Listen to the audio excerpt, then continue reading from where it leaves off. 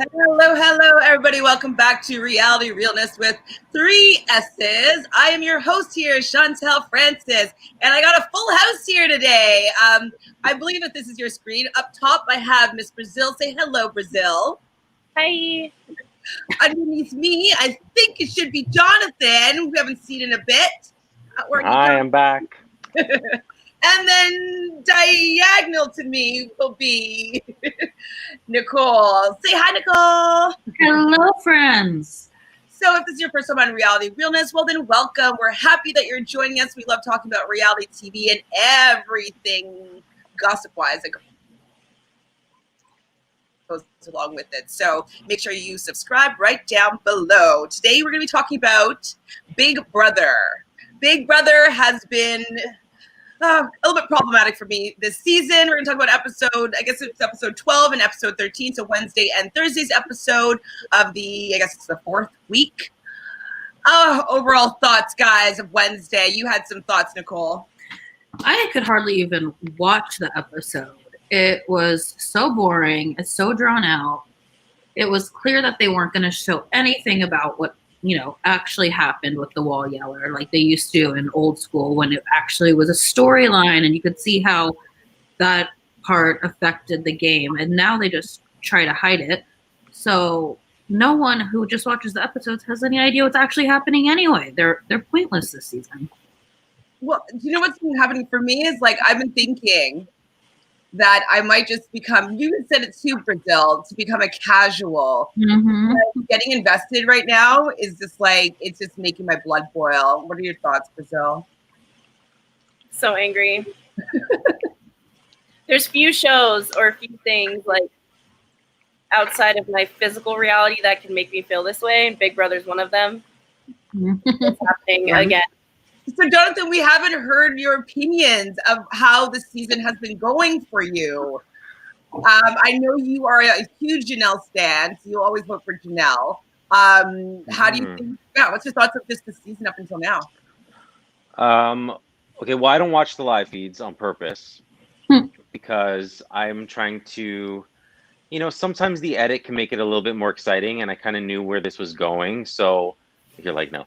I was a little not hopeful because I knew what was going to happen, but yeah, it's just so predictable so far. And there's been seasons like this in the past, and you're like, this is where you want the producers to come in and alter it a little bit for us. You know what I mean? To make it a little interesting or give the opportunity for something to happen that will change the course of events, because it's like a picking order, and it's just not. It's not fun to watch when it's like that, especially when it's people that are generally the least liked out of the cast. So. Absolutely, and you get little segments of Christmas saying things like, nobody wants a season where people are there's a line being drawn and people are battling back and forth. I'm like, sorry, what? That's exactly what people want. I was watching Howie. He was on another podcaster's Jolie. Oh, really? I didn't know that. Pardon? Howie was? Yes. I'll send you guys the link. It was great. It was a 2.5-hour podcast of Howie talking to these 2 podcasters who I really like. And he was saying, he's like, when you go to a sports game, you want the Super Bowl, you want it to go back and forth. You don't know who's going to win. It's they get the ball and they get the ball. And it goes back and they're up, they're down. That's when you're at the end of your seat, you're cheering and you're involved and you're screaming and you want your team to do well. But when it's a blowout, you're like, you know what? I'm gonna leave early. I want to miss the traffic. Yeah. Let me know something changes, but I'm out of here now, right? And so this is what the game that we're watching right now is, this blowout that we're just gonna leave early because we want to miss the traffic. Yeah. That's a perfect analogy, I think. Yeah. I mean, and to be fair, Janelle and Kaser had every opportunity to win HOHs and POVs, and it just didn't happen.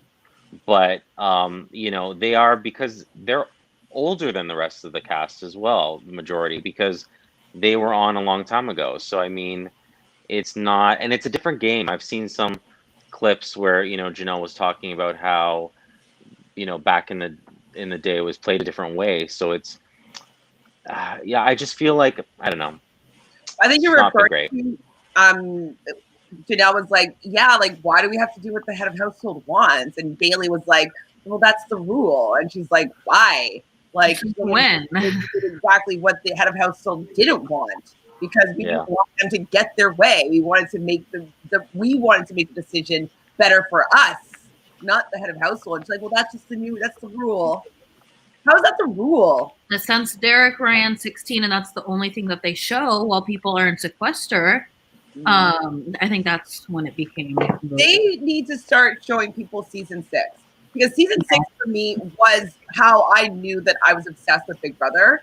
I love that season. Like season 2 obviously was my starting point, but when I got to season 6, I was really in. Season 7, I was really in. Season 8, I loved it as well. But get those older seasons that got the super fans in there. Go ahead. I was gonna say a recent season was Big Brother Over the Top. That one. Yeah, that kind of had that season 6 vibe where it was, the houses against each other. Everyone was passionate. You had someone to root for, no matter who it was. And now it's just kind of like we're looking for anything to like someone. They could say one sentence and they're like, not canceled anymore. We love them. Like it's so hot and cold and easy to feel different ways this season. Well, you guys don't like anyone who's left, or? I like Bailey. I like Devon. I like Tyler until today when he started being problematic. Tyler's a good liar. That's why I said I wasn't gonna put all my hope in Tyler. Mm-hmm. Well, for me, like I love Ian. Ian, he's retracted on everything he said. So in this particular episode, Ian was getting a really great edit. The wall yeller wasn't included, and it just looked like he was becoming this mastermind, having this whole octopus theory, and he was figuring all these. It's just a couple people, but then they all have branches or tentacles, and he was explaining pretty much what Kaser has been saying for the last 4 weeks. But the wall yeller kind of pushed him into believing it for himself and realizing that, maybe I am on the outs of something, of the nucleus. And so I was so excited to hear this, and that there was going to be a possibility of a house flip and maybe a backdoor Danny. She has been planting seeds and overwatering them and just being a little bit too good at the game. And so Can I just say I love Danny though. I mean, I'm sorry, I do.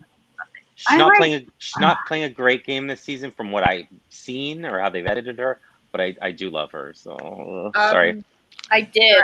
Did you not know this is a Danny podcast? Goodbye. It was nice being here. And on stream. Maybe you like her because you're watching the edited version. You would probably despise her if you were watching the live feeds. I like her. I like when she sulks a little bit when she doesn't win things and just kind of storms. I don't know. I like her. I can't help it. I don't mind the nostalgia. Bratty 20-year-old Danny from season 8. I don't mind that Danny. I was so for Danny before this season. I was rooting for her. She was probably one of my number 1 picks. She was Janelle's obviously my top dog, but I thought that Danny had a better shot than Janelle to win. But I wanted them to work together. I was so excited with her, Devon, and Janelle. I was that would be the best trio to run the game. I was so excited. Obviously that didn't happen, but on the feeds that you're not seeing about her is she's actually quite nasty. For no reason. Terrible about Janelle. Terrible about Kaser. She just was really not pleasant to watch. And so do you think she's jealous of the attention that they get? Or Janelle, she said it even a few times.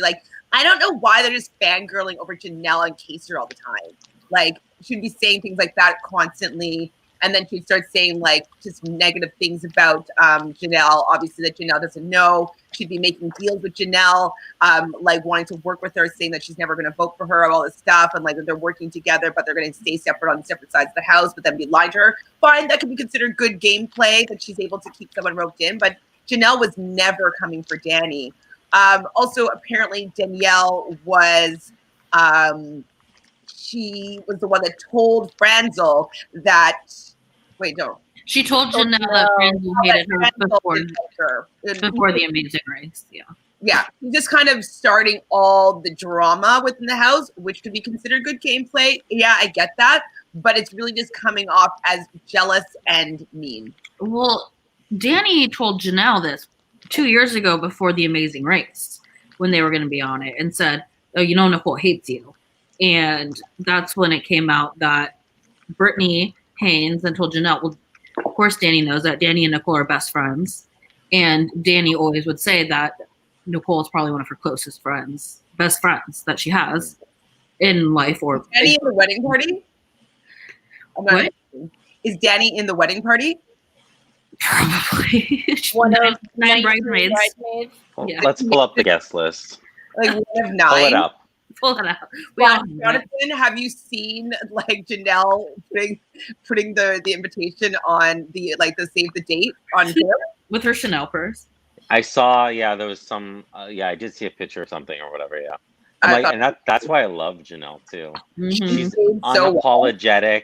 She's like, F you in your face. She doesn't you can't tell her what to do. She's going to do what she wants to do. Exactly. And that's how I try to live my life as best as possible. So Janelle, I want to know Janelle. Janelle, be my friend, please. Well, you're watching this. So I put it out when you watch this, Janelle. Already, Jonathan, but I'll put it out here with you as well. Is that so? Obviously, I love Big Brother, and I've always wanted to be part of the actual show, audition all the time. I've also loved Survivor. I never thought that I could hack Survivor, but when I played it a couple weeks ago, it made me realize that I wouldn't do as poorly as I thought I may do on Survivor. So since it's opened up to Canadians now, I've applied, but I'm going to apply again. And Janelle, her daughter, has said that, she's been talking. I don't know if she's actually been talking to people or that she wants to be Survivor or something like that. But what if Janelle Pierzina and myself were on a new season of Survivor together as fans versus favorites or something like that? Like Chantele, can I just say something? If I'm not your family member that gets brought to the island, disowned. I'm never talking to you again.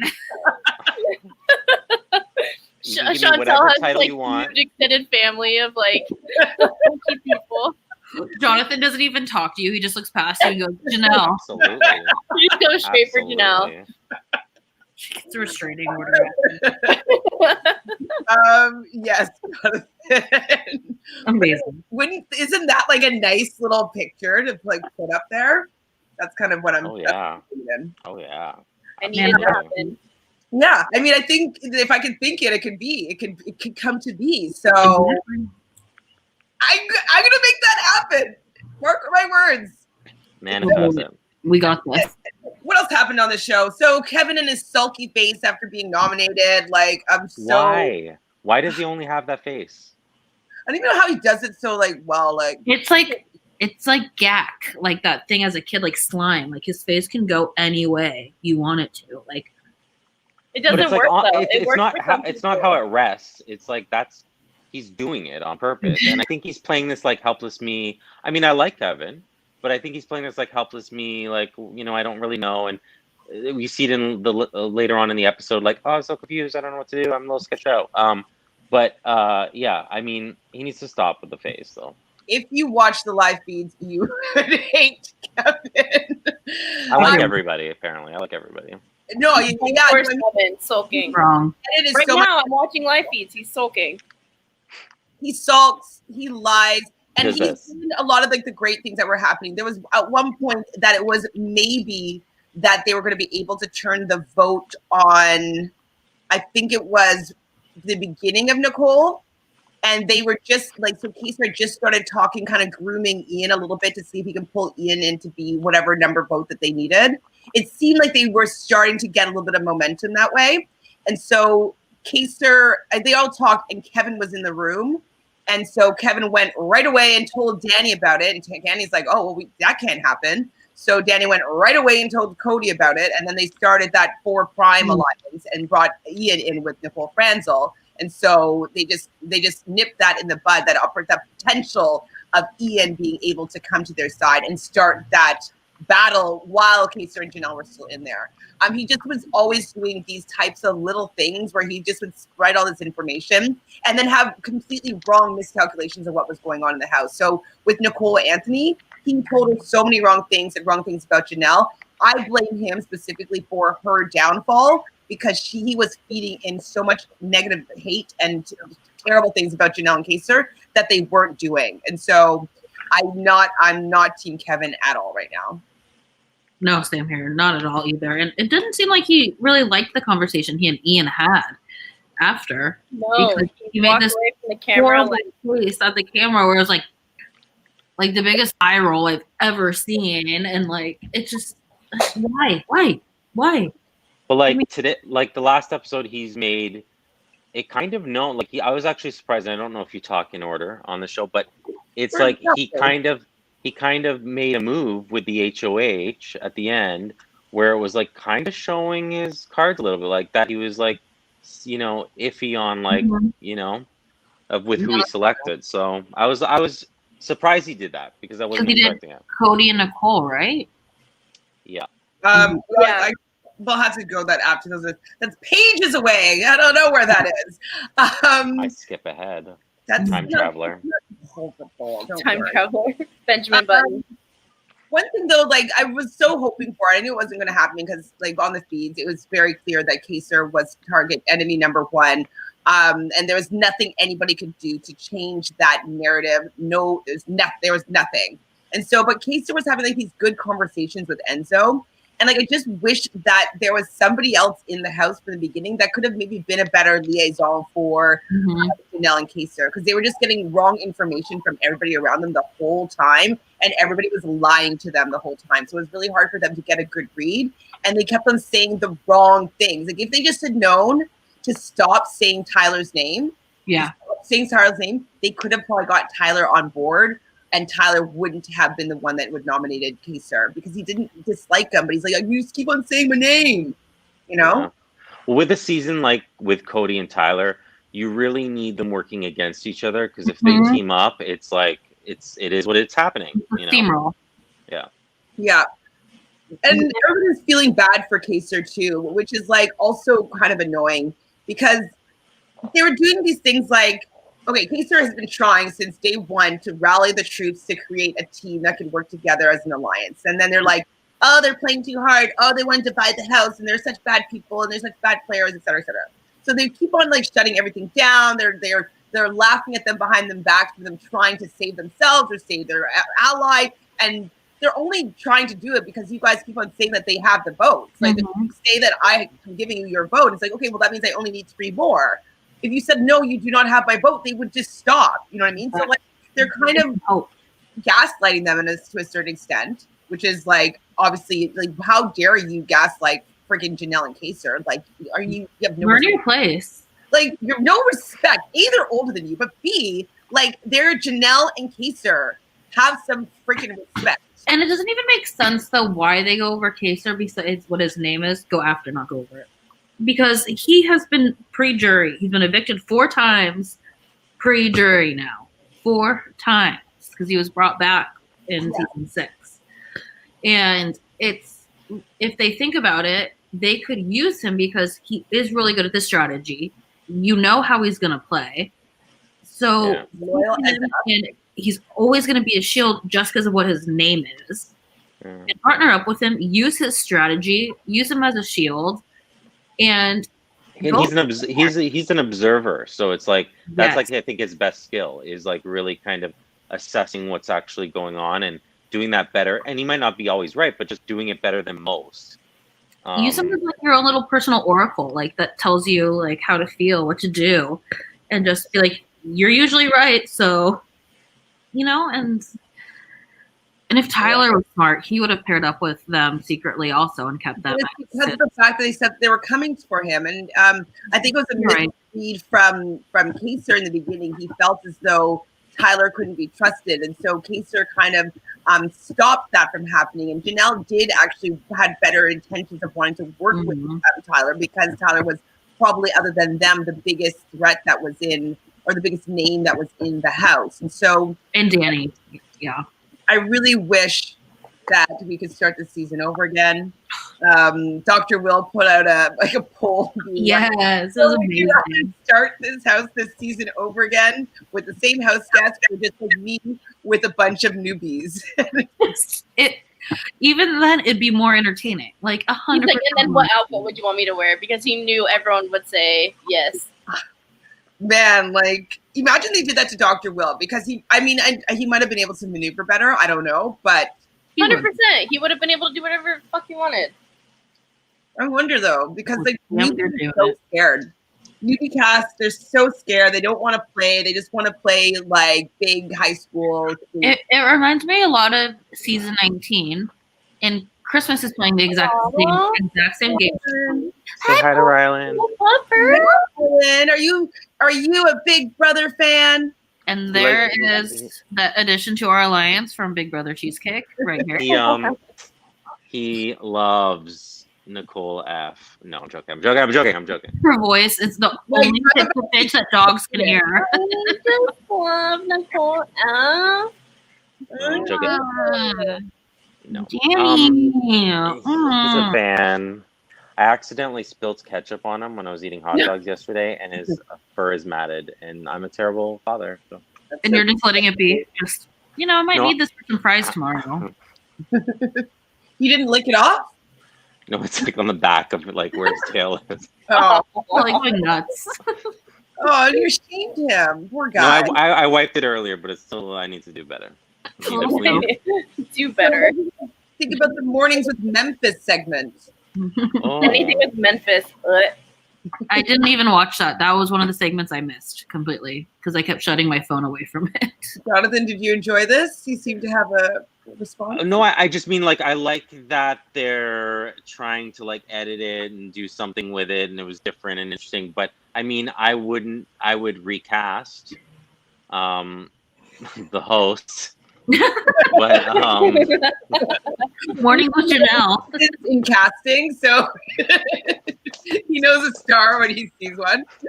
Yeah, I mean, I don't know that Memphis will bring a big audience, himself, but it's like, yeah, if it was Mornings with Janelle, I'm just gonna talk about Janelle the whole time. Is that okay? Yep, always. She's still in the house for me. I'm just like pretending that she has not a big edit, going on. So no. She's being way more entertaining on Twitter and everything about the house guests than they're being. What else has she said? Can you do you remember anything? She said something about Nicole like jerking people off on a Twitter. Oh, I saw that. Yeah, it was. I can't remember. It was about Nicole. Yeah, what was it? It was like if you call something like if you call you can't call someone an all-star just by jerking two people off to and getting a sympathy vote from Devon. She also said, so you're not even like close to being a queen or something. Man, if we could go back in time and change Devon's vote, I wonder. If Devon could go back and change Devon's vote. I know. You know what, though? I think... Wouldn't get Paul for 19. You heard it here, but I think this season would have been better if it was with Paul and Josh. Yeah. I was so angry. I still stand by the fact that Josh would have teamed up with Kaser and Janelle. They would have. Not with Christmas and Paul in there, I don't think. But no, but Christmas follows what she thinks is the cool power. True. Right? So she would have gone with whatever they said. I would have, if like those five would have joined forces, I would have been down. And then it would have been Bailey would have gone to that side too if she was still in the game. Like, she would have been against Tyler. Oh. Man, this season could have been so much better. Well, I know Danielle Reyes, June, Amanda Zuckerman, Janelle now, they are all talking about a legend season where it's like Celebrity Big Brother set up 30 days or however long they do it, a month. Do it. Yeah, I want to see something different. I don't want to see people scared. I want, like, even if, like, it wasn't the best for your game. Like I wanted to see people make moves, and that's what just sucks is that nobody was willing to make a move. Everybody's just playing survival mode. It's like I can only do anything if I win power. It's like no, there's power in numbers. Like use our numbers while we have them. Let's stay strong. No, I don't want to. I don't want to look bad against the head of household. Like I don't want to lose my position in the house. Like, well, you're gonna be last soon. Like it's a pecking order, just like it was with 19 and even like 22 last year or 21, whatever. I forget it. I just take it out of my brain. But it's the same thing where it's predictable. You know it's gonna happen. What's the point of watching? Yeah, I mean, there's no real point. What do you guys think about the veto competition where they're all on puppet strings and then they get thrown slime at them at intermittent intervals? So I generally think that those competitions are women usually have kind of more of an advantage than men. Like whenever they balance on those ledges or anything in precarious where like more upper body strength is harder to or like muscle mass I should say is harder to kind of like carry. So I think that was like one of those ones where I was really expecting a woman to win it. But Kevin is kind of smaller framed. So I mean, yeah, it's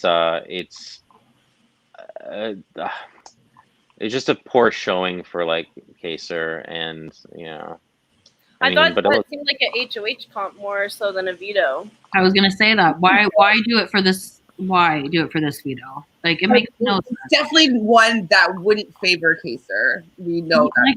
Like, use it for HOH. Let's get an endurance HOH. What do you guys think of this? So he says, I hate the underdog story, so this season is fun for me. Do we agree or disagree with this statement? There's a different take. Who's the underdog? Like, define. Underdog story here. There's not like. I mean, he hates it. That's why he likes this season because it's just like a blowout. There's no underdog. Everyone's just getting blown out. Well, it's like Janelle and Kaser are kind of the underdog because they were like Devon are the underdogs, I guess. But if he hates underdog stories, I mean. No, he likes the power staying big and controlling and dominating and winning everything. He finds this to be fun. I expect you're a new school Big Brother fan.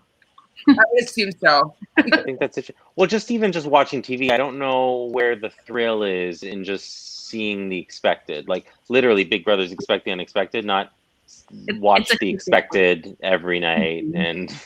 It's going to go as you expect it to. So that's not thrilling. Knowing the end of a book on the first page. Yeah, like, it's like, do I want to read it? Do I want to watch the end of the game? I don't really.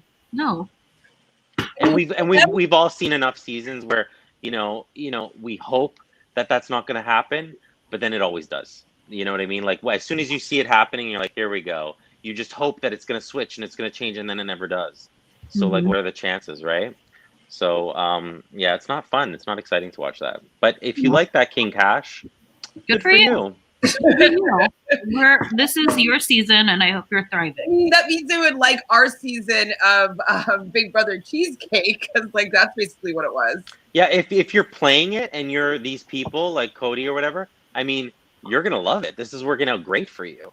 But it's just watching it. It's like, I feel like I'd even be bored as like a Cody and like. Where it's, what's the point of just like living there?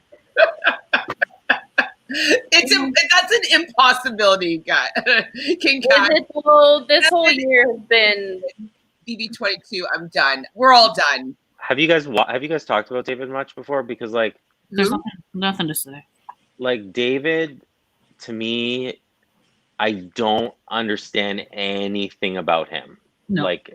Like who he tells stuff to, the fact that he's in the house. Like I love that he got the opportunity because he was first out.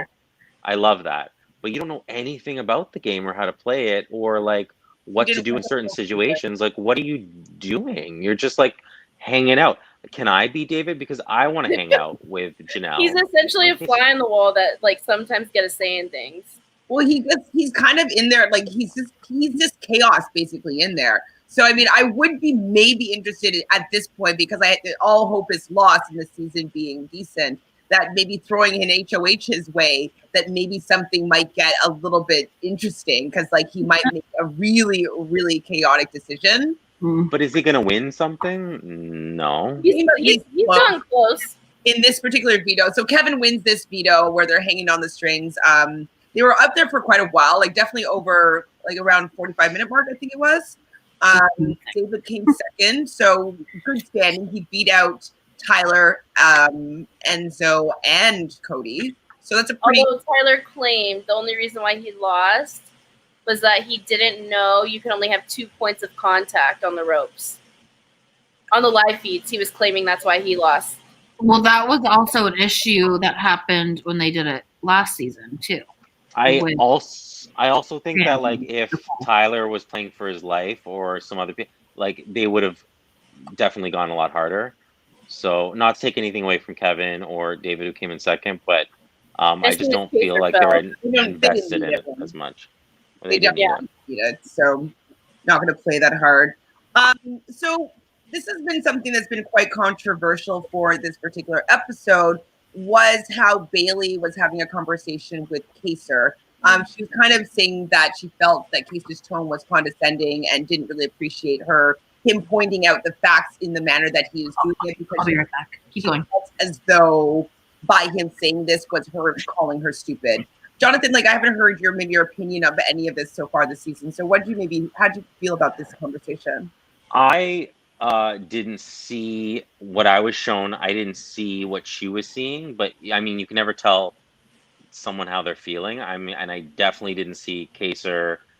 I don't think that that's a comment that Kaser usually probably gets, because I didn't see it. I didn't think it was condescending.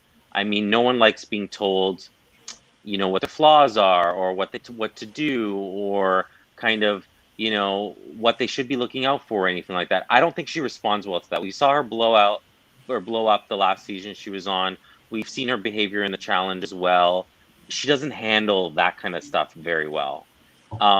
So, you know, if she was feeling that, then that's valid. That was how she was feeling. I just didn't see it, and I thought she was being defensive over, I mean, just, you know, him trying to like reach out and like be like, hey guys, this is what's going on, like, you know. So I don't know. That's my opinion. So even with her comment too, like I was loyal to Janelle, I'm not loyal to Kaser. I'm just kind of like, what Kaser was saying, it was so truthful, and like he was just trying to give her a fighting chance. You know what I mean? And it's like I feel like he was so on their side and so really they were going to be taking the bullets for them no matter what. But like he wanted everybody to work together as a team so they can get further and maybe get some power. Because like even if you have people that are supporting you, like you might come to the game with a different kind of attitude. It's not such desperation mode. Like Bailey's not a good player in my opinion. I think she's doing better this season, but it's just she's not good at hiding things. She's not good at hiding her alliances or who she likes or who she's with or any of that. And she doesn't make the right plays. Her intuition isn't fantastic at all with kind of like, you know, what's actually going on. And you know, if you know, I was watching it and I was like, you know, Kaser's the observer. You know, Kaser's like, this is what he's good at. So maybe, you know, don't take it for like the truth necessarily, but at least let it kind of sit instead of being so defensive, and even being defensive long enough that you're in the diary room saying like, I'm not, you know, looking out for you or whatever because I was with Janelle, not you. Like it's just herself. This is why she's gonna make it halfway through this game and not any further. Again, same. I see her maybe being the same spot as she was in 20. Yeah, for sure. No, I think well, how much spoilers do you care for, Jonathan? Oh, I don't care. Go for it. Okay. Well, I mean, it looks like she might be the target for this week. So, you know, her being, in my opinion, rude to Kaser, it just bought her nothing really, because it didn't save her even for an extra week out of Kaser and Janelle were out. So I'm just curious if they decided to rally together when they had that chance and take control of like the game when Nicole Anthony was still there. I wonder how things might have shaken out. I don't know if the same people would have won those head of household because they wouldn't feel so desperate. And like, you know, when Keiser was sliding. I forgot about Nicole Anthony. Say again? I forgot about Nicole Anthony till you said that. I love Nicole Anthony. Used to, but she was terrible on the feeds. Babe. Terrible. What'd she do? Everything. Woo! How much time do you have? She was kind of, basically she became the bully that the people were to her in Grateful. She became that person, and she just went around and spread hate about Janelle and Keiser. Even after she left, and she was like, I was wrong. It's like I take ownership of it. Like after she's kind of owning it, but she's like saying that she did it for game purposes, and that she like was trying to get people to keep her, so she would say it was too soon for her to go back on. She didn't take time off. She went right into podcasting about it. And you play the same game when that happens. Like you don't have enough growth, and so and she still was playing it was really bad. It was very messy. It was like watching Sam in 20 almost, like just have these breakdowns that's hard to watch, uncomfortable to see. That's an interesting question. If this was BB16, would Dan be Zach or would Danny be Frankie? Neither. I think Frankie. At this point, though, I like Zach and Frankie more than I like Danny. Oh yeah. Oh yeah. I like Danny. If I had to pick, I think she'd be better. King Cash, thank you for commenting so much. It's good I know you're number one fan. We'll be sending autographs later. At least Zach was like so open about like Fruit Loop Dingus. Like he didn't care. He just like said it to everyone's face. And Danny's doing the exact opposite, and she's just like behind your back, going behind everyone's back. And Frankie thought he was slick until he wasn't. So, yeah, I guess I'd say she would be more Frankie. But I agree. I like so. both of them more than Danny too. Right. But yeah, I can't see them ever putting her in the positions like they put Frankie, where it's do this on your own, or I hope they do. I just can't see it with knowing how close she and Nicole are and the whole pregame alliance thing. I don't see them putting her in those positions where Frankie had to fight for his life so much towards the end, kind of. I don't know. I'd say more Frankie, but neither because I like better. Derek, because Derek put this all together. So she's Derek in season 6. Don't say that. She's not going to win. I don't think she's going to win at all. Even though she's on my draft team. What was I going to say? So with, like you probably didn't see on the feeds, but there was actually a big rumbling. So with the Wall Yeller and all, like with Ethan starting to thinking that there's like this octopus, and then Tyler was also getting fed up with Danny. They showed it a little bit on the episode, but it actually was happening a lot more, that there was a lot more conversation of backdooring Danny. Question for the experts here. Was that a slip? I think Danny so. A slip? I think that she's probably been open about the slick 6 to Nicole. But there's a slip in front of Tyler. Right. Yeah, I feel like she gets so caught up in. Whoa, this is a hot take. Sorry, King Cash. Clearly, Enzo is Derek. I don't think Enzo is that slick. But what season are you watching right now? Like, are you watching 22? Or let us know. This is definitely a hot take. I think if anyone's like Derek, it might be Tyler-ish. Yeah. It's the closest person to compare him to. I know that's also a hot take. I didn't like Derek's game. Oh my God. I'm promoting my new book by Derek. Undercover John. Undercover Edge. No way. Oh my God. This is why you're putting all these ORGs. Gotta study. David, I'm going to send you a signed copy so you know how to play these games. Jonathan's over here prepping for Tuesday Allstars. Well, then you will know, like, firsthand from what you've learned so far in the book, is Enzo like Derek the most? Does Enzo do the forward in the beginning? No. See, Enzo, I mean, and I don't want to, again, take away from what he's done, because I think he's doing well and better than he has before, and there's definitely growth there. But I think Enzo has also lucked into some of this as well.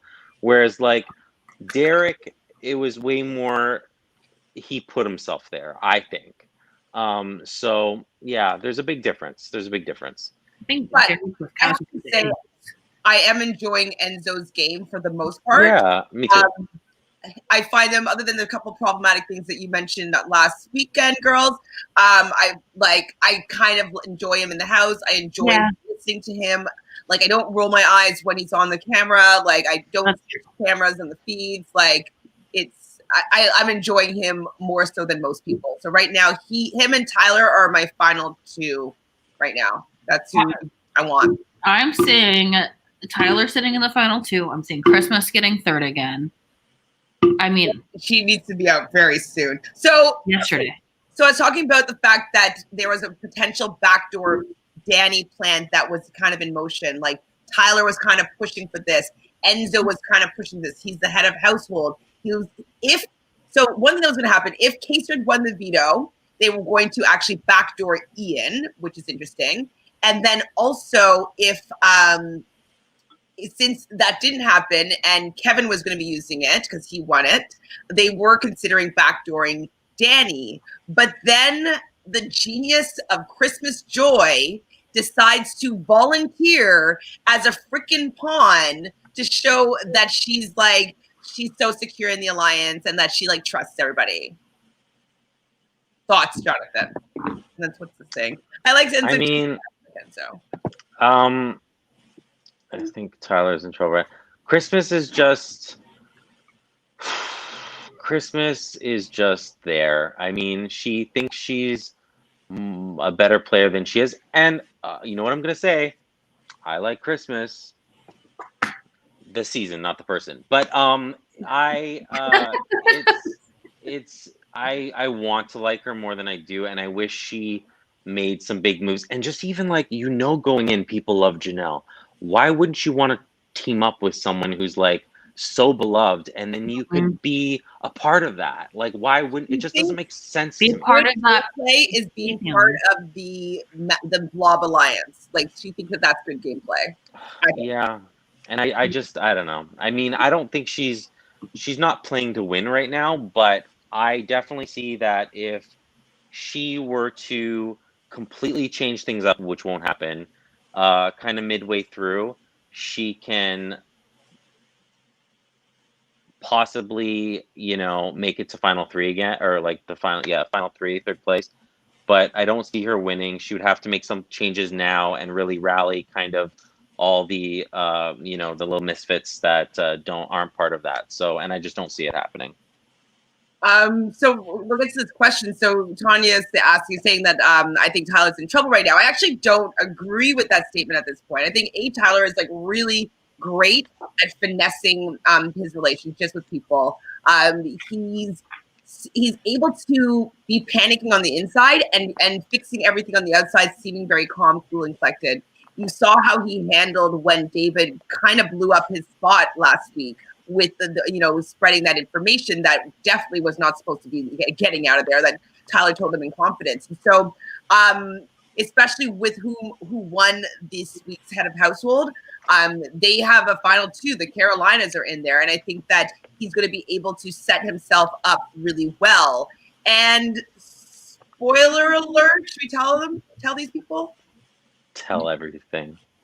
Spill. So it is rumored. Spoiler alert, guys. If you want to go away for a second, just close this off for a second. But apparently, Tyler has won one of the basement powers. We don't know what it is as of moving, though. I don't want him to win the basement power. We know the other people that have gotten them too. Apparently, Danny and Christmas. Danny and Christmas are the other two people that apparently have won these basement powers. And we know what they are, but we don't know what Tyler's is. Yeah. Danny. So we'll get to that maybe if we have time, but so I think that Tyler's actually being able to reposition himself pretty decently, even though he had to kids would do a little bit of work. So Thursday's episode happens, and obviously, I don't know, they showed a lot of junk in the beginning that I didn't really care about because I just needed to get to the phone. I need to see what Kasich was going to say. I don't know if you knew this or if they showed that much of it on the episode, Jonathan, but Bailey and Ian, for sure, they showed that in the episode, were begging, and Tyler were begging Kaser to blow up the house on his way out. And they're like, "You're King Kaser, like you have to do this, like you have to like leave with an impact." And so they were like, he was like, "My words don't mean anything. Nobody listens to me." But they were definitely trying to amp him up, and make him make a big speech. Use him. I wish he didn't. I wish he went out silent. Me too. That's what I was thinking as well. What do you think about how he went out, Jonathan? And was it as scathing as Danny and Franzel seemed to have made it? I mean, they obviously built it up in the episode, but my favorite part, skip ahead a little bit about his exit, is when Julie Chen made him think that he was coming back in because he was voted back in. That was fun because his face. 15 years ago. That was so bad. I was like, Julie. He's like, and that's why they voted you back in. And he's like, I was like, 15 years ago, he's like, oh, I don't want to go in anyway. I don't want to go back in. But over a decade ago. You thought you were going right back in. But no, I mean, I wish it was, he did the smart thing with like, you can't blow up out of anger because everyone's going to be like, oh, that's just you throwing off steam. If you kind of actually say it how he said it, and it rings true, and we saw that it rang true to Kevin with his little comment there, where he was like able then to use something that was just said for his decision to pit, you know, Cody and Nicole up against each other for the HOH. So I mean, even if that worked in even a little bit, because you know those small decisions all affect a larger outcome. And you know, imagine if Devon won instead of, or we're not there yet, sorry. But you know, imagine if a different outcome happened, but with the HOH, and that could have been, you know, been because of those seeds that he planted. So I mean, I think it was effective. And I think it was effective. I just hated the fact that they wouldn't listen to him for the last month, and then they're like, "Well, we don't want to listen to you, and like we didn't want to help out your game, but can you help out ours on your way out?" Even though we never were really good to you, and we allowed you to get voted out. I was just kind of irritated that like they had the audacity to be like, "Sorry, it's not going to help you, stay, but like, can you help us?" Like, I thought it was a little bit rude. But as a fan of the show, I think he's like, you know what? Let's do it, right? Let's just try to change things. I think so too. He wants to make things interesting, and he knows it's part of a TV show. So who's worse, David or Victoria? In my opinion, King Cash, are you watching season 16 right now? Maybe he's confused. I'd say David is 100% worse than Victoria, personally. David 100% worse. I vote David as tribute. Nala, what Brazil? do you think? Brazil votes. I had to mute it because she was barking. David, duh. Okay, yeah, we're all David. I would rather listen to Victoria tell stories about getting taken away by a crow and all of these other weird stories she would tell us over David just sitting there being like, no, like, yeah. I don't know. He just doesn't talk. Like, when I think of things he could say, I can't think of any. No sense. He doesn't. He basically like he needs a credit report for everybody that's talking to him. He's like, your credit's bad here. He's always like, well, there's nothing to prove you would do this. Maybe like 21 other seasons. Maybe. Maybe if you did a little bit more of your homework, you'd realize that my credit is actually very good. No, I wonder like how he is like prepping for interviews, because when you think about it, this is like a job. You are working to get $500,000. So does he like just not prepare for interviews either and go in being like saying the wrong company name when he's in there, not knowing how to properly address the like? I'm just imagining him being a mess in every situation. Right back, guys. Tyler will get out of it though because Christmas will tell him or use her power on him. Yeah, I definitely think that Tyler has a lot of outs. He's not enemy number one really by anybody. He's still sitting in the middle, which is probably the best position to be because people are going to come after Cody, Danny, Nicole, Franzel, and they'll come after Devon and Billy beforehand. So I think that he's pretty much sitting in the middle. Him, Christmas, and Enzo and Memphis are kind of in the middle right now. They're not really targets. I think that he's going to be able to coast for a little bit. I could see Enzo getting maybe like Devon fourth place or something.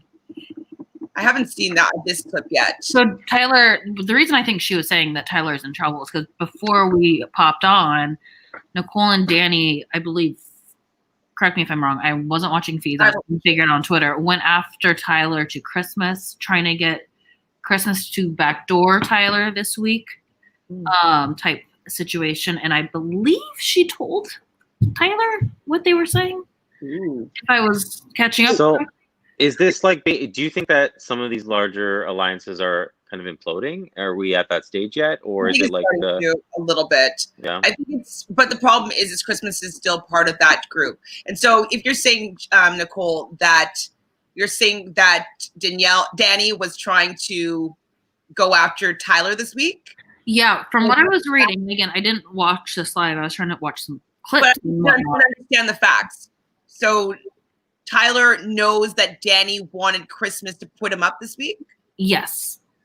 And Nicole, if what I was collecting was correct. So now he's kind of aware of that situation going on. Because Christmas is on his side, and so he might be able to push the agenda to get out Danny. That could be very interesting. I don't think it happen. I don't want to get too excited about something, but I haven't seen these clips yet, Tanya, but I'm going to take a look. I'm a little bit behind on the live feeds right now. She's saying, because they compared notes with Dave, which they did. And Danny is telling Nicole that she believes everything Devon said about Tyler, too. So they're now kind of going to the outer people and listening and saying, okay, maybe Tyler is kind of coming after us. So Danny is now believing everything Devon said. When they compared notes, they went to Christmas wanting to backdoor Tyler. Christmas told Tyler immediately. Devon should not be part of that conversation at all. No, she's kind of blowing up her own game the way she's done before, where she knows all this, but she gets so excited that she knows so much. She needs Danny go and take that information and not be a part of it at all. Like, she cannot be championing for Tyler to go on the block to Tyler's number one ally. It's just so wrong. Hey, get out of there. That's so frustrating. Enzo thinks Tyler won and stood up against the wall. What does that mean? Do you know, Nicole? No? Enzo stood up against. I don't know the stood up against the wall part. So maybe it's just part of the competition. So he wouldn't get dirty. I don't understand that. I love Enzo. Yeah, we all love Enzo. We do, because they compared notes today. Correct. I'm going to look it up, though. Nicole doesn't believe all of it, but Danny does. Well, it's the truth. Nicole, you should believe it, but it's fine that you don't, because hopefully you can just get taken out and nobody would know. I'm like, low-key, do I want to just keep talking about Big Brother, or do I want to wrap it up so I can watch Love Island live? What do we do? We'll watch Love Island. But I still like talking about this. So should I just watch Love Island tomorrow? We'll do whatever. Ryland, tell us. I feel like Jonathan has lots to say. Do you need to go, Jonathan? I always need to go. I haven't slept in 2 days, probably. Okay, that means you still want to talk about Big Brother. Okay, fine. So David, this is happening on the feeds. David and Christmas were having a conversation. Tell me how infuriating this is. So Christmas is telling David, I like Kaser a lot, but he's a really bad game player. Comment, please. Nothing. Crickets. Who are you asking? Nicole? No, let's ask Nicole first, because I wasn't listening. Nicole. Can you repeat that? I said that Christmas said to David that she really likes Kaser a lot, but he's a really bad game player. Okay, well, Christmas literally has no place to talk because she's now won 2 HOH competitions in 2 different seasons by doing nothing besides other people losing. So, here's the thing. Christmas doesn't have a place to say that because of she's in the game and she's not the best player as well. But, yes, Kaser, for whatever reason, have a good game ever? Not really. He always goes out early, and it's like right. Yeah, so that's part of it is lasting, and whichever way. So if it's because he's not altering himself, in the edit that I saw, Janelle and Kaser were spending way too much time together and doing things together, approaching people together, And that just, they really needed to play up, in my opinion, that we haven't seen each other in 15 years. Oh, hey, how's it going? And have nothing to do with each other unless it's behind the scenes, and just knowing that they have each other's back. I mean, that's how I would have. That's how I would approach. I totally, from what they showed on the episodes, that's what they should have done, because even people in the house didn't feel that Devon, Kaser and Janelle were targets. But if you heard the conversations that were happening from day one, Danny was saying we have to get Janelle out. Cody was saying, and he was the head of household, Janelle and Kaser, like they're. Oh yeah, absolutely. They're going to be those targets anyway, but with a little bit of luck and time, and not supporting it by showing distance or like mingling with different parts of the house. I just think they needed to divide and conquer a little bit more. And I do think, Janelle's a better player, and it's Kaser is really observant, a good support system for, absolutely. And I mean, but he just never lasts. And you need to pull out wins. Part of the game is winning. You need to pull out wins when you need to pull out wins, and he had ample opportunity this week and last week, and it never happened. So, I mean, and when there's 4 seasons he's been on, 3, 4. 4 seasons, 4 times. And when you've had it happen 4 seasons where you just haven't been able to pull out those wins to keep yourself, really, I mean, yeah, he's only been on 3 seasons. 3 seasons. No, 4 times. Evicted 4 times. Oh, 4 times evicted. Yeah, sorry. So it's just, I don't know. I mean, I see where she's coming from, is my point, if she's saying that, because she does have a leg to stand on, not the one that she broke last year. But David has an opinion. Like, get out of here. Like, it's kind of like she's like acting like she's like, I'm such a good Big Brother player, but in case he has a terrible game. It's like, you don't even know what a good game is, and you're talking to someone that definitely doesn't know what a good game is. He didn't even know how veto ceremony worked. I don't want to hear anything from him. Yeah, he didn't get it. Christmas is the person who is sitting there saying that she doesn't want this season to be vile and negative and hard, and because she doesn't believe in all of that. And it's like, what season were you in that you were a big part of? That's where this whole angry herd mentality, like Derek started the herd mentality, but then Paul started making it the angry, the kick people out, the isolation part of it. Mm-hmm. She was a big part of that. Like, she went around with everything that they were saying and just being nasty for no reason to people. And now she's acting like she's this superior person who wants to play this game where none of that's a part of it. And it's like, you just ran over your baby daddy's girl like a year ago, so you're still a little loco. Yeah, that's true. There's some sort of the casting. She threw the iced coffee at the gym or something at the girl that was like right into her. Yeah, I don't know. I'm only hearing this. While pregnant. With 5 Yeah, and they couldn't arrest her and take her in because she was pregnant. So they waited till she gave birth to her son, and then they proceeded with everything. Wow, it's weird. Nah, it's so funny. It's so funny hearing these stories, because it's like, I don't know anyone in my life that has behaved like that. You know what I mean? Like, and that just seems so extreme, and like, you need help. Like, there's something wrong with you. Exactly. Yeah. Like, why is that okay? And everyone's like, well, she was pregnant. We get it. It's like, don't do that when you're pregnant. Like, you might like. Don't do that ever. It's not an excuse. And to me, the reason that all upsets me that she ended up being cast on this season after all that was, if it was anyone else, if it was a man, if it was a person of color, it wouldn't have been allowed. I truly feel that they would have said, no, you're a threat in some sort of way, because it was a full battery, I believe, with Christmas. And it just, and that part's annoying. It's like they needed so bad for her to be on for whatever reason, where they just look past these things that they wouldn't look past for 95% of other amazing players that might have an iffy past, Right. Mm-hmm.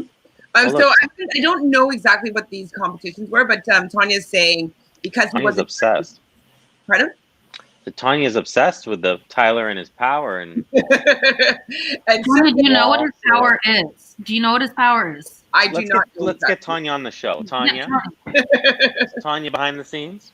Tanya is in the backstage right now. She has the information on Tyler's win. Can you let us know? What was this? Yeah, I haven't heard yet what his power is. I just heard what Christmas's power is, but we can get to that. Well, and we also know Danny's. I haven't heard Danny's yet, but you can tell us. Yeah, so Danny's is that she has the power to allow any HOH. I think it might be for the next 3 weeks. Oh, the time, but that for the next 3 weeks or however long, she can have someone who's HOH play the next week to be HOH again. So they don't have to sit out of the competition. Okay, that's okay. And I guess including herself, like anybody. I think it's anybody, yeah. Yeah. Mm-hmm. She said it quickly because she was really upset about it, and I guess started crying after when they explained it to her because she thought it'd be better and stronger. And of course, she gets like this crappy power, so she's just like talking about it. She's like, I'm gonna start crying again. Boo, you whore! Well done. But it's like at least you got one. Tell us how you really feel, Brazil. Sorry, I'm so over her this season. Me too. I'm rooting for her. She's so let me down. I kind of like though how they're calling her the gardener, and she's like, planting her seeds and watering it. But Enzo's like, let's grow in weeds. I need a weed whacker to cut her out. I'm like, yes, please. I need to have Janelle be like, what's the word I want? Avenged. I need like her to get her just desserts, because I think that if Danny was at least favorable a little bit towards Janelle and Keiser, just a little bit.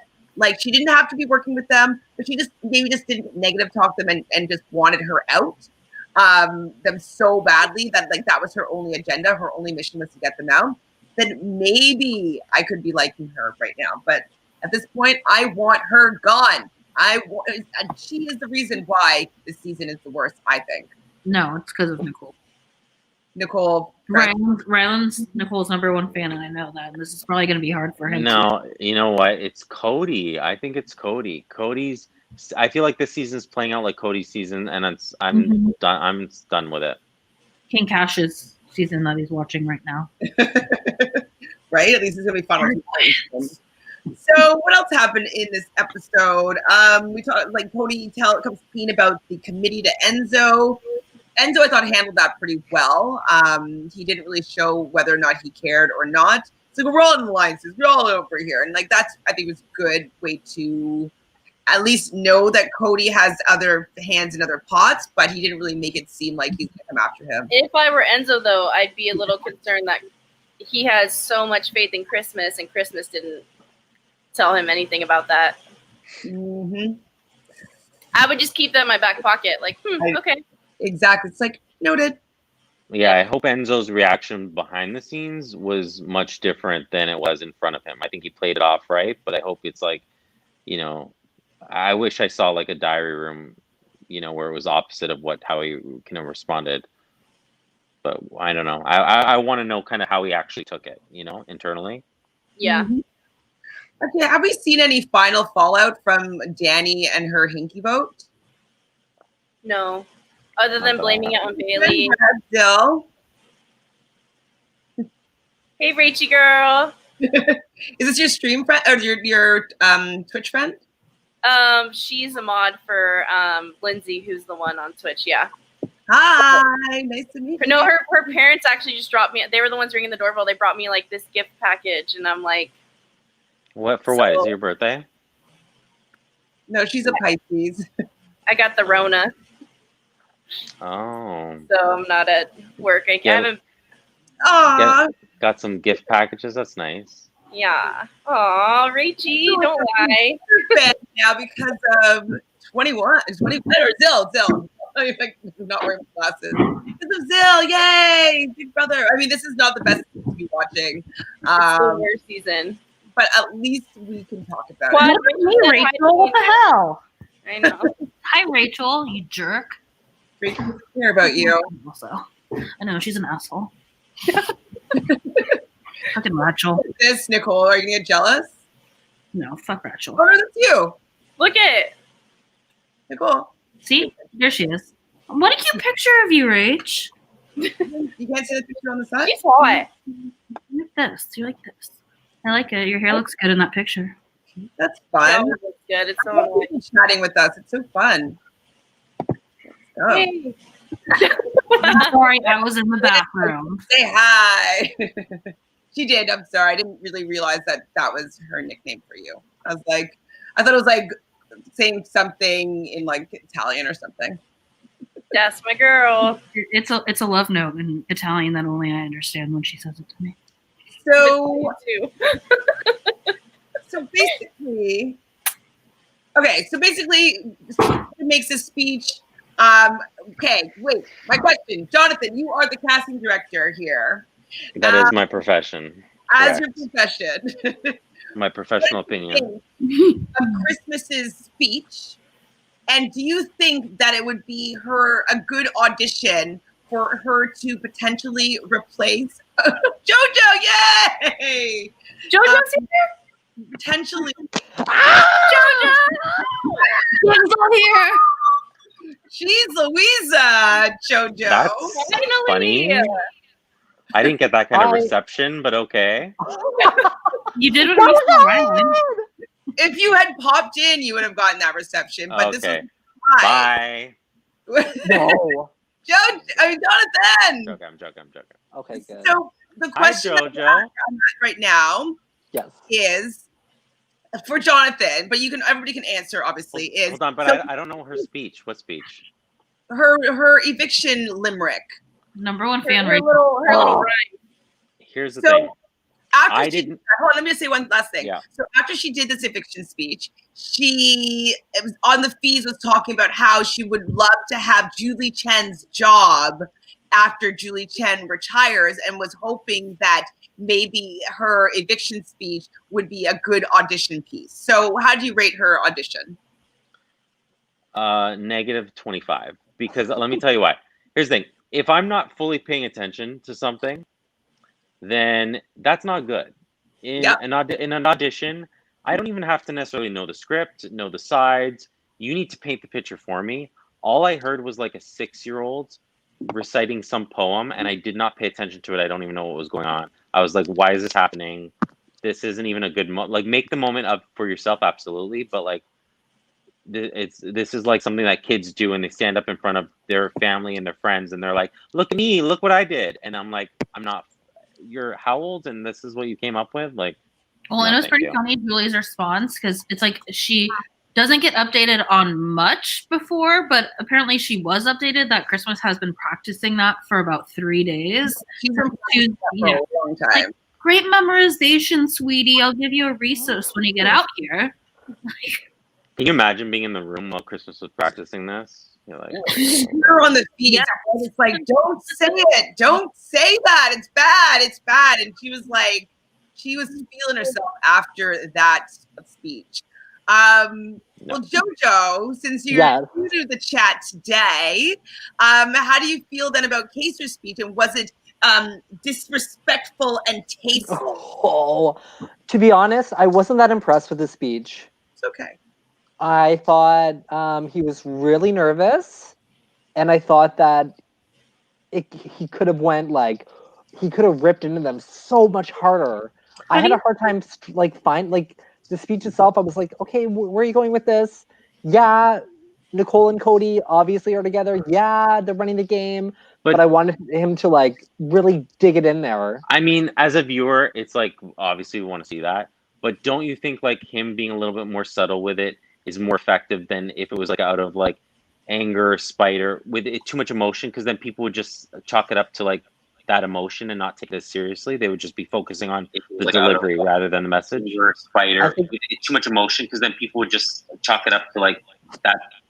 That's how I sound. No, you sound great. You sound so weird. I think that it was his Hail Mary play. Yeah. But it was he knew he was going home. Right. You know what I mean? So I don't think it was. You saw this on the feeds, but Ian, Tyler, and Bailey were kind of encouraging him to do some blowing up of things. I think that he didn't want to go too far because I didn't think he wanted to do low blows or whatnot. I think he just wanted to kind of sprinkle things around and not care that much. Yeah, I got that out of it. I didn't think he cared that much by exposing what he exposed. Yeah.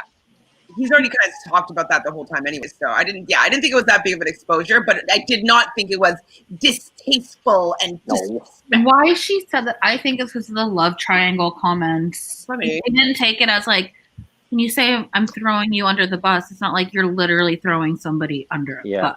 I You're agree not with you. someone with your car like Christmas did a year and a half ago. We just talked about this.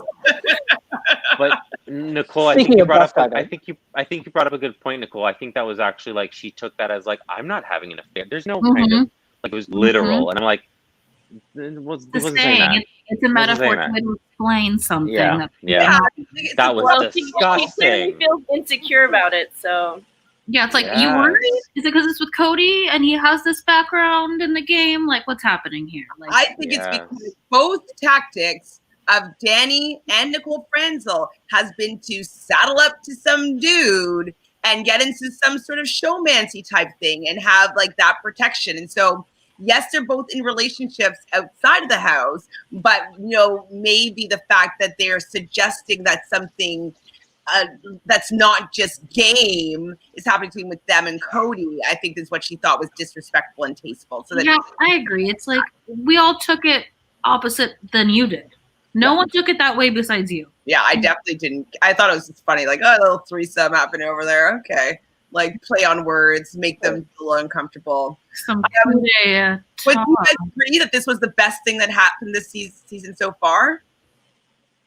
No. I mean, I can't compare anything other. Like, it's been so damn boring that I might.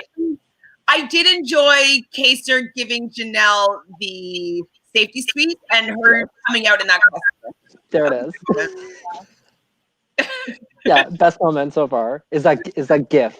When she walked out, she's like, or image of her in her star costume with her red bottoms. That was a pretty good moment. Yep. All Janelle related, always. Yeah, literally. I didn't mind this moment. I was like, the fact that they got so like upset about it, I liked it even more because I was just like, he didn't say anything really that harsh. So for you to get that upset about it, oh my God, Pabs, like you're going for the penny slots over there. Get it, girl. It's like the one thing that I didn't want to go to a liquor store, so I got like 3 of these little bad boys at this craft place across from my work. PBRs, like how much do you sell PBRs over there? I got this for like $0.01. Back in my day. This is actually one of the first ones ever made. It's been handed down to me since my great-great-great-grandfather. Mm-hmm. Jonathan, your lighting looks so good. Thank you. Yeah. Oh, no. Jonathan has one of those like selfie lights, so it's just. Can you see the reflection? Hold on, let me get it. Yeah, there you go. Right in my eyes. In the diary room, though, tell me if you guys agree with me, but I cried a little bit when Ian said his vote. Oh, ketchup boy. Yeah, I cry when Ian does anything pretty much because it's nostalgic. What's that? Ketchup? Someone say ketchup? Yeah, I was smiling about it. I have ketchup here too. Well, his ketchup's on Ryland's tail, but yeah, Ryland has ketchup on him currently. So,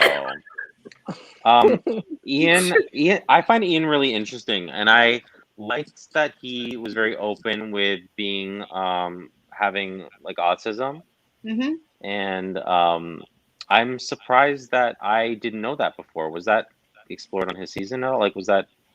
I don't think so. He said after he Googled his name, and the first thing that popped up, or one of the first things, was Ian Terry autism. And then he got diagnosed after, or like realized he had it after. I think he went to a doctor after to get after seeing everything and then Googling what people were saying about him.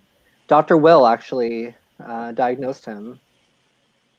Are you kidding? You're lying. You're lying. No. No, but I'm glad.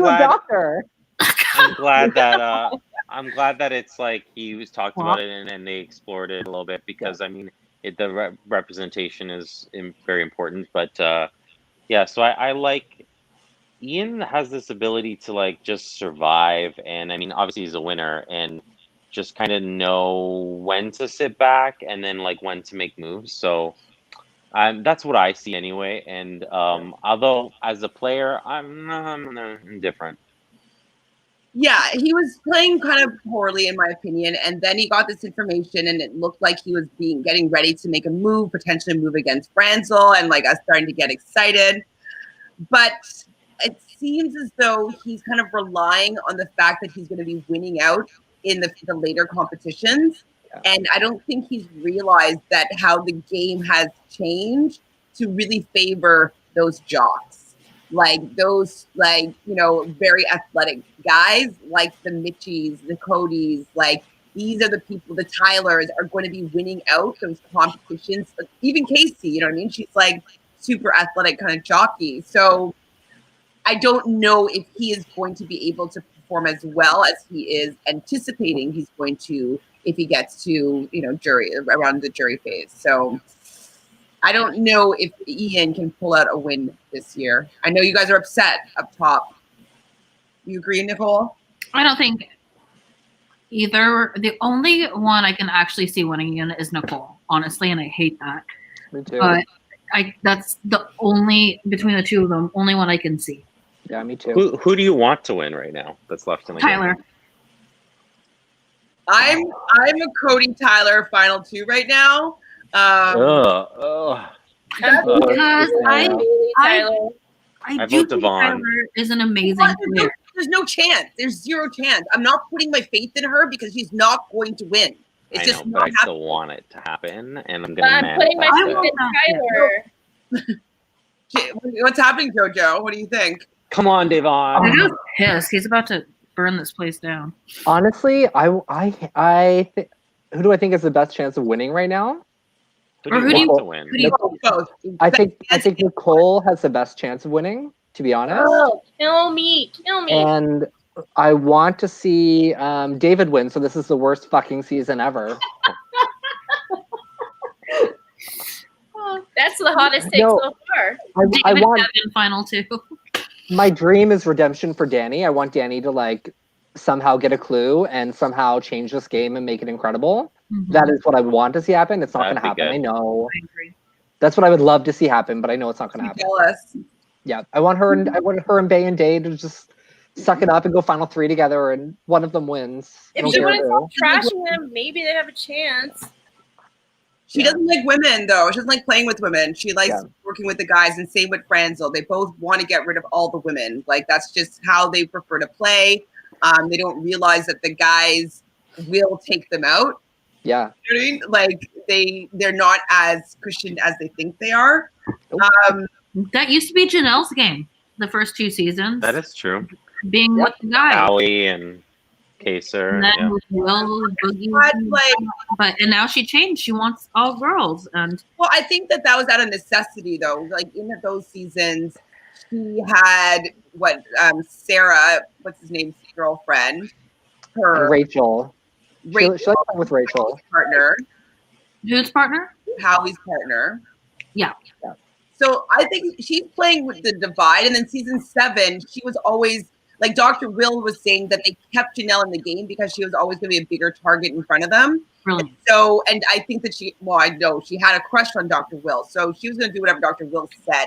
I don't think that she was intentionally targeting the women. I think she was just trying to stay playing with Will, and she was winning stuff. Yeah. So I don't know. I don't think that she was targeting women in the same way as these two women have been. Yeah. Completely With Janelle, I think Janelle would have teamed up with the right women, whereas I think Danny doesn't really do that. Hi, Chantele. He says he showed up late, but hi. Hello. Hello. If you have any hot takes, bring them on. We're talking about I'm rooting for Day and Bay, but if neither one of them go, then I want the boys to win because I want them to show Danny and Franzel that their technique will not work. Yeah, me too. The reason why, like, I was obviously up Team Day Bay. I just don't think that they have the strategic chops to maneuver this part of the game without having any numbers on their side. They were even having conversations with Kevin yesterday, I believe, and be like, well, we're an alliance, the three of us. Like, do we need to make it solidified? And he's like, we're an alliance. And it's like, well, like we haven't, how to sign a piece of paper, but like, yes, we've been working together. And David's like, oh, there's a contract about this? What? Like, I don't know. They just don't seem to be able to maneuver themselves in the game. It's just about survival for them. I just don't think that they can survive much longer without winning. Yeah. And it's all about winning. Did you watch that stupid head of household competition? So, Jojo, I want to hear your whole perspective on it because so I knew what had happened and I just had watched it. I screamed at the television screen, and I called Jojo right away because I thought he was watching live. But I don't want to give anything away to him depending on where he was at in the episode. So, Jojo, what was your experience of that head of household competition? When I got your phone call, I thought, oh my God, it's happened. Day has it. She won. They won. Something amazing has happened. Oh, bye, whoever that is. That's Hi, Rachel. my friend. She's our friend from college. And bye, Rachel. That's friends still. I'll have a good stream. Thank you. So I was so excited watching the rest of the episode. I'm like, oh my God, the result's going to be incredible. And Day was at the end. I'm like, Day's got this. I can't believe I've stayed off social media. I was so excited. And then Christmas wins. And I thought, are you fucking kidding me? I thought the same thing.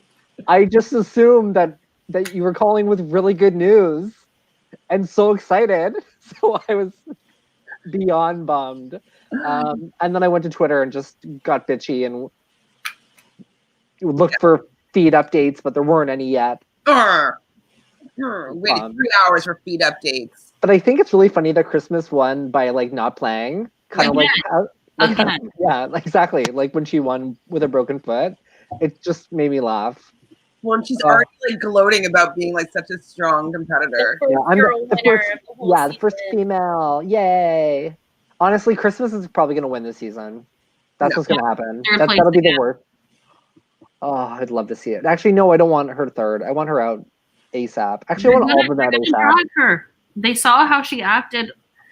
Like if it's Tyler going to final 2, I think he will know how she was with Paul. How she left in the third and was still loyal and all about Paul. And I feel like that's kind of her Tyler this season. It's the same type of person she goes to for that love and affection and the advice and being told what to do. So I can see him taking her. I thought Christmas would have won her season though if she made it to the final 2 against either person. Possibly. She was more liked, we'll say, than Paul or Josh. So. And I'm wondering if that'll be the case this season where she's with someone that's just hated by the end of this because these people are so interconnected that once jury hits and they start taking the shots and people are going to get bitter, no one's going to be mad at Christmas. Yeah. That's my fear anyway. If she's against Franzel, I think she'll win. If she's against Danny, I think she'll win. Yep. So maybe Enzo, if Enzo pisses off enough people, we don't know. Who knows? Frustrating watching though that the final thing, that head of household competition because it showed a lot of cards with the people that people picked. So actually, who picked who? And how many people picked Day to go? Absolutely. So Ian versus Kevin. Kevin wins. He picks Cody and Nicole. So that was pretty. He was like, but he picked those two. I was pretty surprised with that. Well, he said, I'm just too freaked out. Yeah, like. And then Cody wins. He picks Kevin and Devon. Obviously, he's going to pick back Kevin again because Kevin just did that to him. So it was easy for him. But it showed a little bit of a card to like, okay, Devon is the person that wants beside Kevin. And then Devon wins that the first time. And she picks Cody and Memphis. So obviously she's going to pick Cody because Cody just picked her. But they're supposed to be in the Slick Six. So it's very interesting that he's picking her first up if they're supposed to be in an alliance. Yeah. So Memphis wins that one. He picks Danny and David. I mean, Memphis doesn't care. I think that he isn't threatened or scared to do whatever he wants. No. So he picked up Danny. He can easily say, "Oh, well, I was just trying to make it unobvious of like who I was working with." So he picked Danny and David, even though David is probably somebody that he would want out of the game. Danny, of course, wins. She picks Bailey and Devon, and when those women got up in their yellow dresses, I was like, "This battle is about to begin." They were strutting. Like, I was so heated. I was like, "Whoa, my we look god!" like it's fun. We are living. Danny, that's shots fired, and both of them said, "If you're gonna shoot, you better not miss." And so, If you're gonna swing, you better not miss. exactly. So this is something. I'm worried for Danny for this reason as well. Like, yes, right now I think that they're in the hot seat, but if things shift and change, maybe she's going to be the one that sees some repercussions for that particular action. So Bay and Day wins that round. Oh my God, that's what I wrote. I went, "What a bitch." That's what I wrote, Danny. Let's just be frank here. You're a bitch. What a bitch. Okay, and that's exactly how I felt in the moment. So it's Danny versus Memphis. I guess, is that the only option? No. Memphis wins that one. He picks Tyler and Day. Day wins that one against Tyler. The only other option was Memphis and Christmas left. Christmas wasn't even picked once. She didn't win one round once, which is like also really annoying with these knockouts. It's like you just left somebody at the end to win. Like you should have left somebody else. Like, not Christmas. So Christmas wins that one, and then it's Christmas versus Day. And I was doing the puzzle time with them. Bless you, twice. Oh, okay. Oh, sorry, everyone. I shouldn't read it. Just crap. Sorry. Okay. And so I was doing it with them. So I was kind of like, if I saw some similarities, I was like, okay, like just let me count the similarities before the question, just in case that's what she's asking for. So I was able to do it pretty quickly, and I was getting them all right. And so I did the last one, and I had a different answer than Devon. I was like, oh my God, she buzzed in, and she's wrong. And then Julie says incorrect. And like Christmas didn't even, she's like, oh, I win? I did it again. I did it. I'm a cold beast. I think that shows a lot, though, that I feel Tyler and Christmas were the best off based on who picked who for the knockout. Mm-hmm. Yeah, those types of competitions I really like because anyone can win, and they're also really revealing to us and each other. So they sometimes can like really change some things. They just stopped until the end. Like, look at you. Speaking of revealing, sorry to interrupt. Do you think that they should not reveal the votes in the house, like how many votes people got? I feel like that might eliminate like voting with the house. That would be good. Instead of saying like by a vote of 6-1, this person's leaving. If we didn't know the vote count, or the players didn't know and only we knew, I think that could change the voting with the house dynamic. What do you think? I mean, I definitely think it's something that they should try one season and see what it's like. Like this season, we're not, doing that. That could have been fun for OTT to see how it went, because I feel like they tried a few different things for Over the Top. Yeah. Because the vote count now does like have an effect on the game, like so how Danny and Enzo threw in those hinky votes. But it might also have an effect in the game if no one knew who voted for who, or like how many people voted for who. So I think that it could be interesting to try for maybe one season, but I don't think that it would be as effective strategically because people are like, they're using their votes as some sort of currency. And so, like, oh, I'll trade you my vote. I'll vote for you to stay this week if you'll give me safety this week. And so it loses that sense of currency. Is somebody eating chips? Jonathan, what are you doing? I'm getting something for the dog. No, I'm getting something for the dog. It's driving me crazy. The loudest thing ever. Hold on. Can I mute you? Yeah. Oversized hot dog bun to put little Ryland in with. And And so, okay, are you done? I muted you. I don't know if you can. Okay, I unmuted you. Are you okay? Mute me. Really? Mute me. So yeah, so again, I don't know if it's going to be that effective going further down the road because you need to know where you stand sometimes in order for them to maybe like go that way. And so I don't know. I'm not sure how it would pan out. I mean, that's why we missed the key wheel, right? Is like, Yeah. like knowing and the, you know. What do you think, Jonathan, about JoJo's idea of maybe not having the vote count revealed?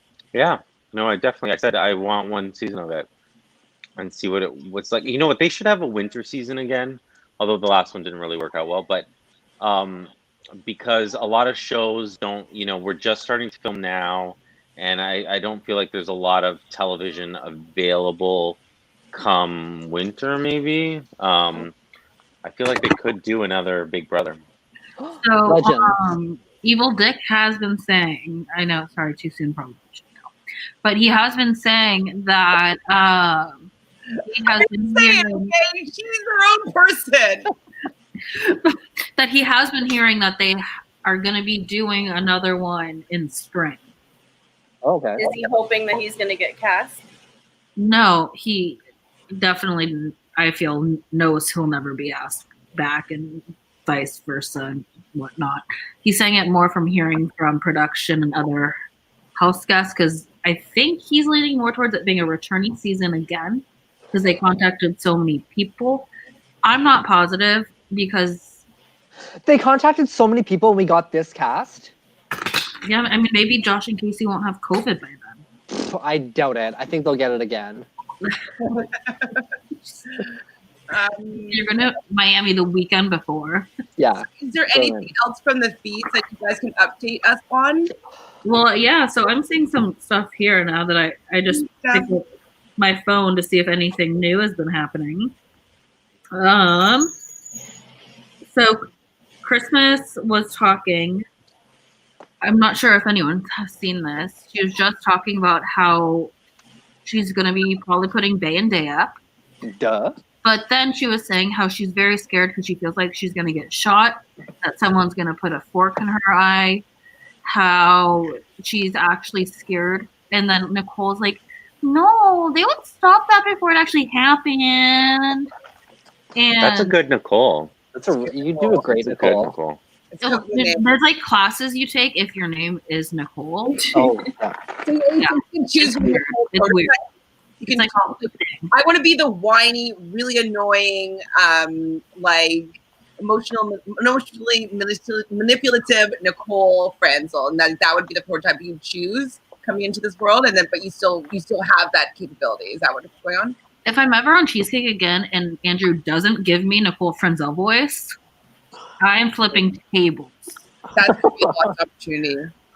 Yeah. Okay, continue, Nicole Franzel. Thank you. So Christmas was just saying how she feels like she's gonna get shot, a fork in her eye, and yeah, then Nicole's like, they'll stop that before, and Christmas like, but I'm scared and I don't get spooked easily. And it's like, why? Like, what have these two women done to even act aggressive or scary this season or be bigger bitches than Danny's been?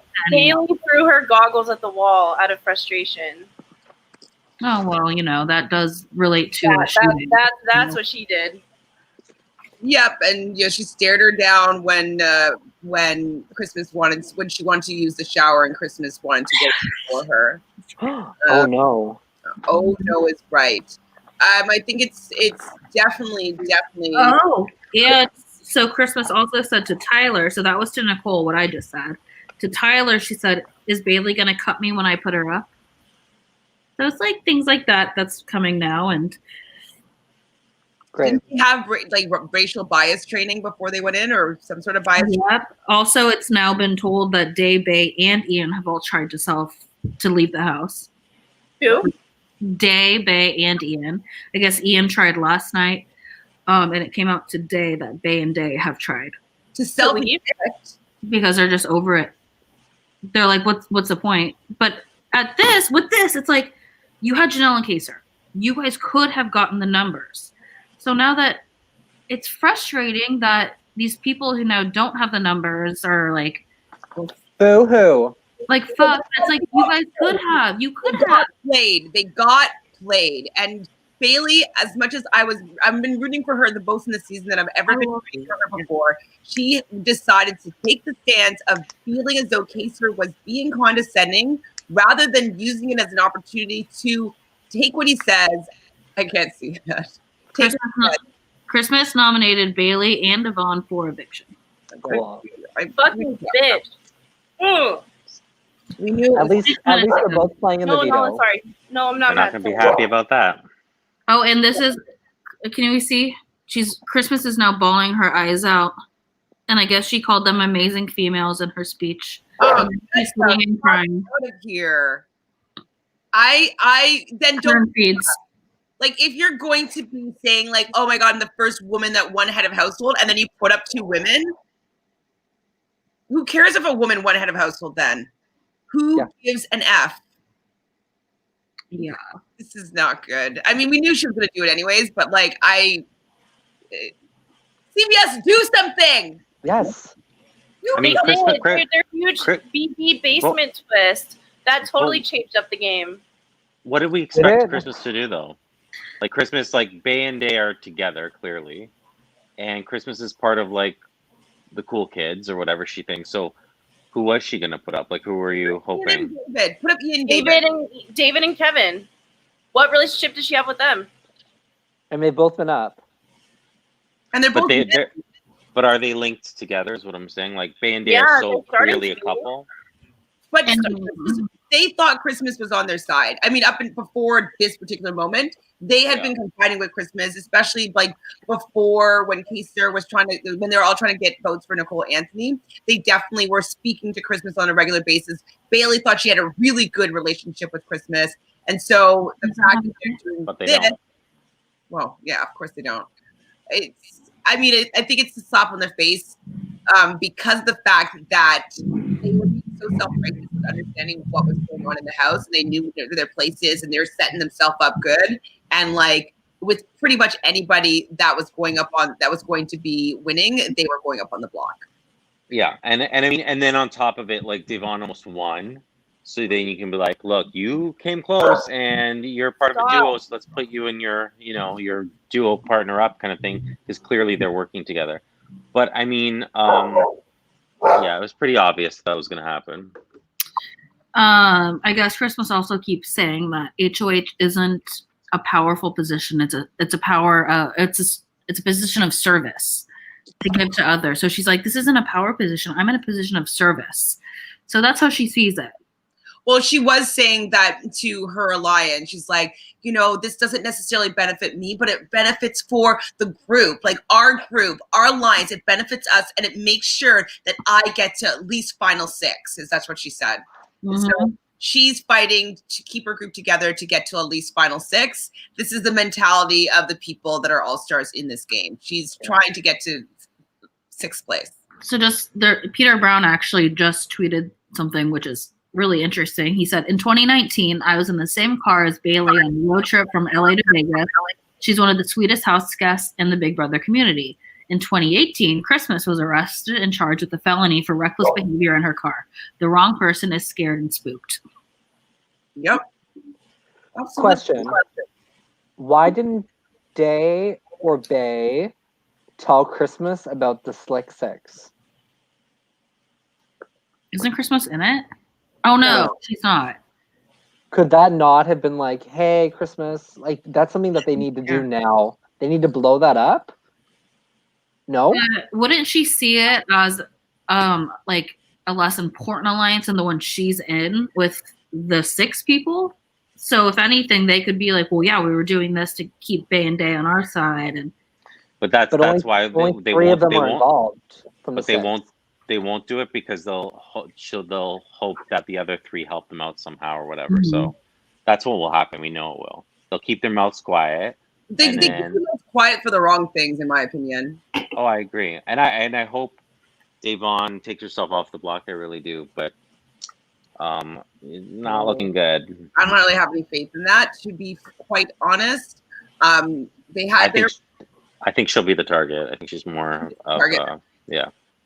Well, it depends on if the boys rally together, because Tyler would prefer to keep Bailey, of course. So, but the girls want Bailey out. So I think because the guys have the numbers, they'll most likely get their way, and Devon would be leaving the house. Mm-hmm. Bailey's in the HOH room right now talking to Christmas. It's muted, but she doesn't look happy. I wouldn't be either. I mean, we knew this was coming. We saw it coming. Bailey wanted to be a petulant child and not really take what he was saying. Like, they're playing a game. Maybe just listen to what he's saying and see if we can change the dynamics of this game in this house. Like, he sees it coming. Yeah. Come on. Just, who cares? I mean, it's the same story every time. It's like, we've all played online games before, and you need to form these things right at the beginning. And if you're not forming and you're not part of like kind of what's happening week by week, then someone else is, and you're being played, or you're just part of that system of, someone else's game. So they didn't, just teaming up with a couple people that you like isn't going to do anything.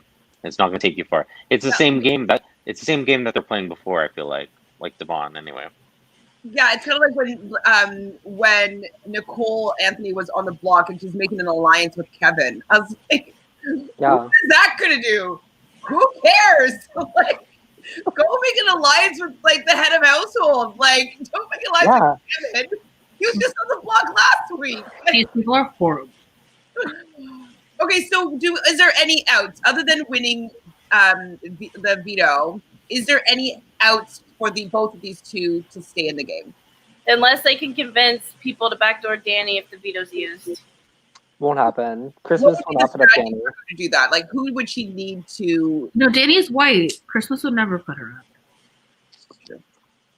It's true, actually. Kevin's gonna be the replacement, or Dave. No, probably Kevin, because the guys.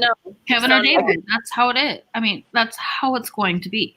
But I could also see Ian. Well, I guess not, because she's close with Ian too, isn't she? Christmas. She saved him the first week with right? Safety Suite. She was the one who Memphis wanted to backdoor Ian, but didn't communicate that with the alliance, and Christmas ended up taking him as her +1, and that's when he had, or the second week. It was the second week, I think. Christmas is two really great weeks potentially. If Ian got backdoored instead of, oh my God, like what, Keisha wouldn't have left? Is it Keisha or Nicole? Nicole. Okay, that would have been so good for the Janelle Alliance. Like, holy shit. And so she also fucked up by the fact that she volunteered to go on the block this past week. And so it just took the possibility of Danny being backdoored off the table, because it's like, well, that's someone volunteering. I don't have to get any blood on my hands. Sure, somebody else could take Danny out. Danny's not coming for me right now. Yeah. Didn't Christmas do that in 19 also? Because she felt so comfortable, where she could be like, it's, why do you feel so comfortable? Well, like, why? I think during 19 she was just stoned. Being a fucking pawn. Lucky. Sorry? I said during 19, I think she was just stoned on her pain medication the entire time. So. Well, she said recently she doesn't remember like anything from her season. I believe that. She was on so many like heavy meds. She should have been taken out. I wish. Like in Survivor, you get an infection, you're out. It's Jake One in Brazil.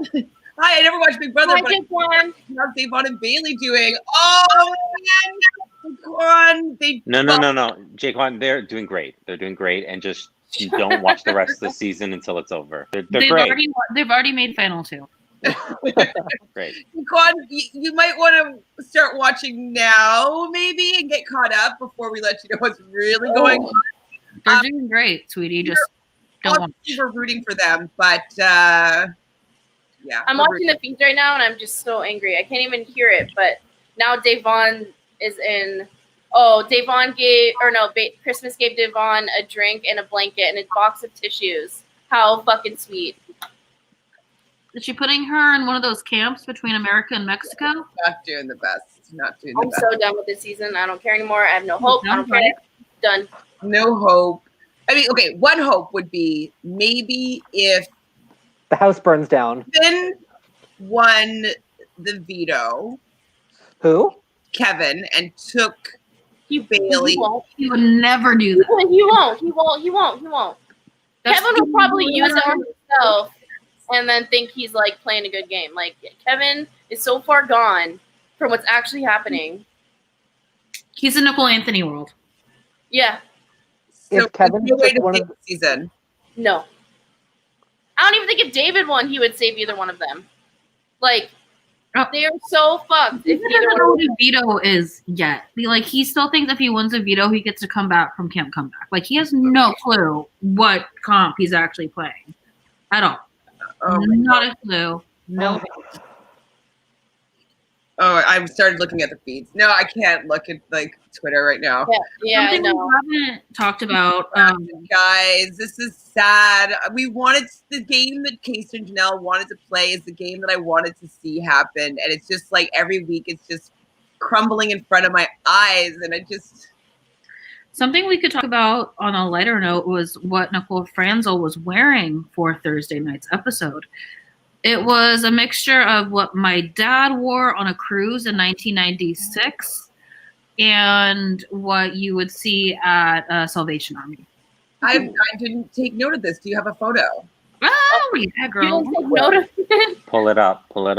I don't remember it. Let's see. It's It's bad. real bad.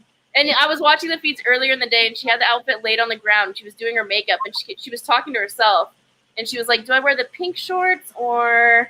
And then when it like zoomed away, and I was like, "Is that gonna be her outfit?" And then I saw her in it, and I was like, "Oh my god!" It's, if I can't find it, it's like a turquoise button-up Hawaiian shirt with pink flowers and like shorts up to here. Like Oh, hot I pink. remember it. Braided, like it's either a cruise director or a camp counselor. Yes, or a Trader Joe's representative. Yes. I was kind of into it, to be honest. I thought she looked good.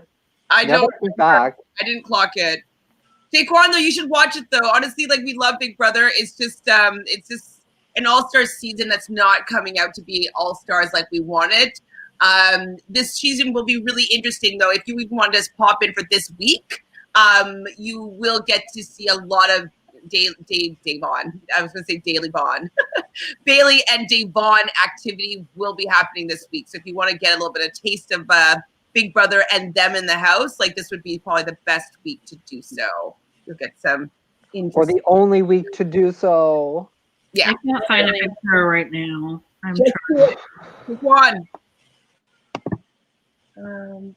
Jacon hangs out with us for our Love Island podcast. He chats with us. It's beautiful. Beautiful. Anything else, guys, other than just sadness? No, I can't find the picture. I'll retweet it when I can find it. We can talk about it next time. Okay. Are we going to do a rapid fire tarot?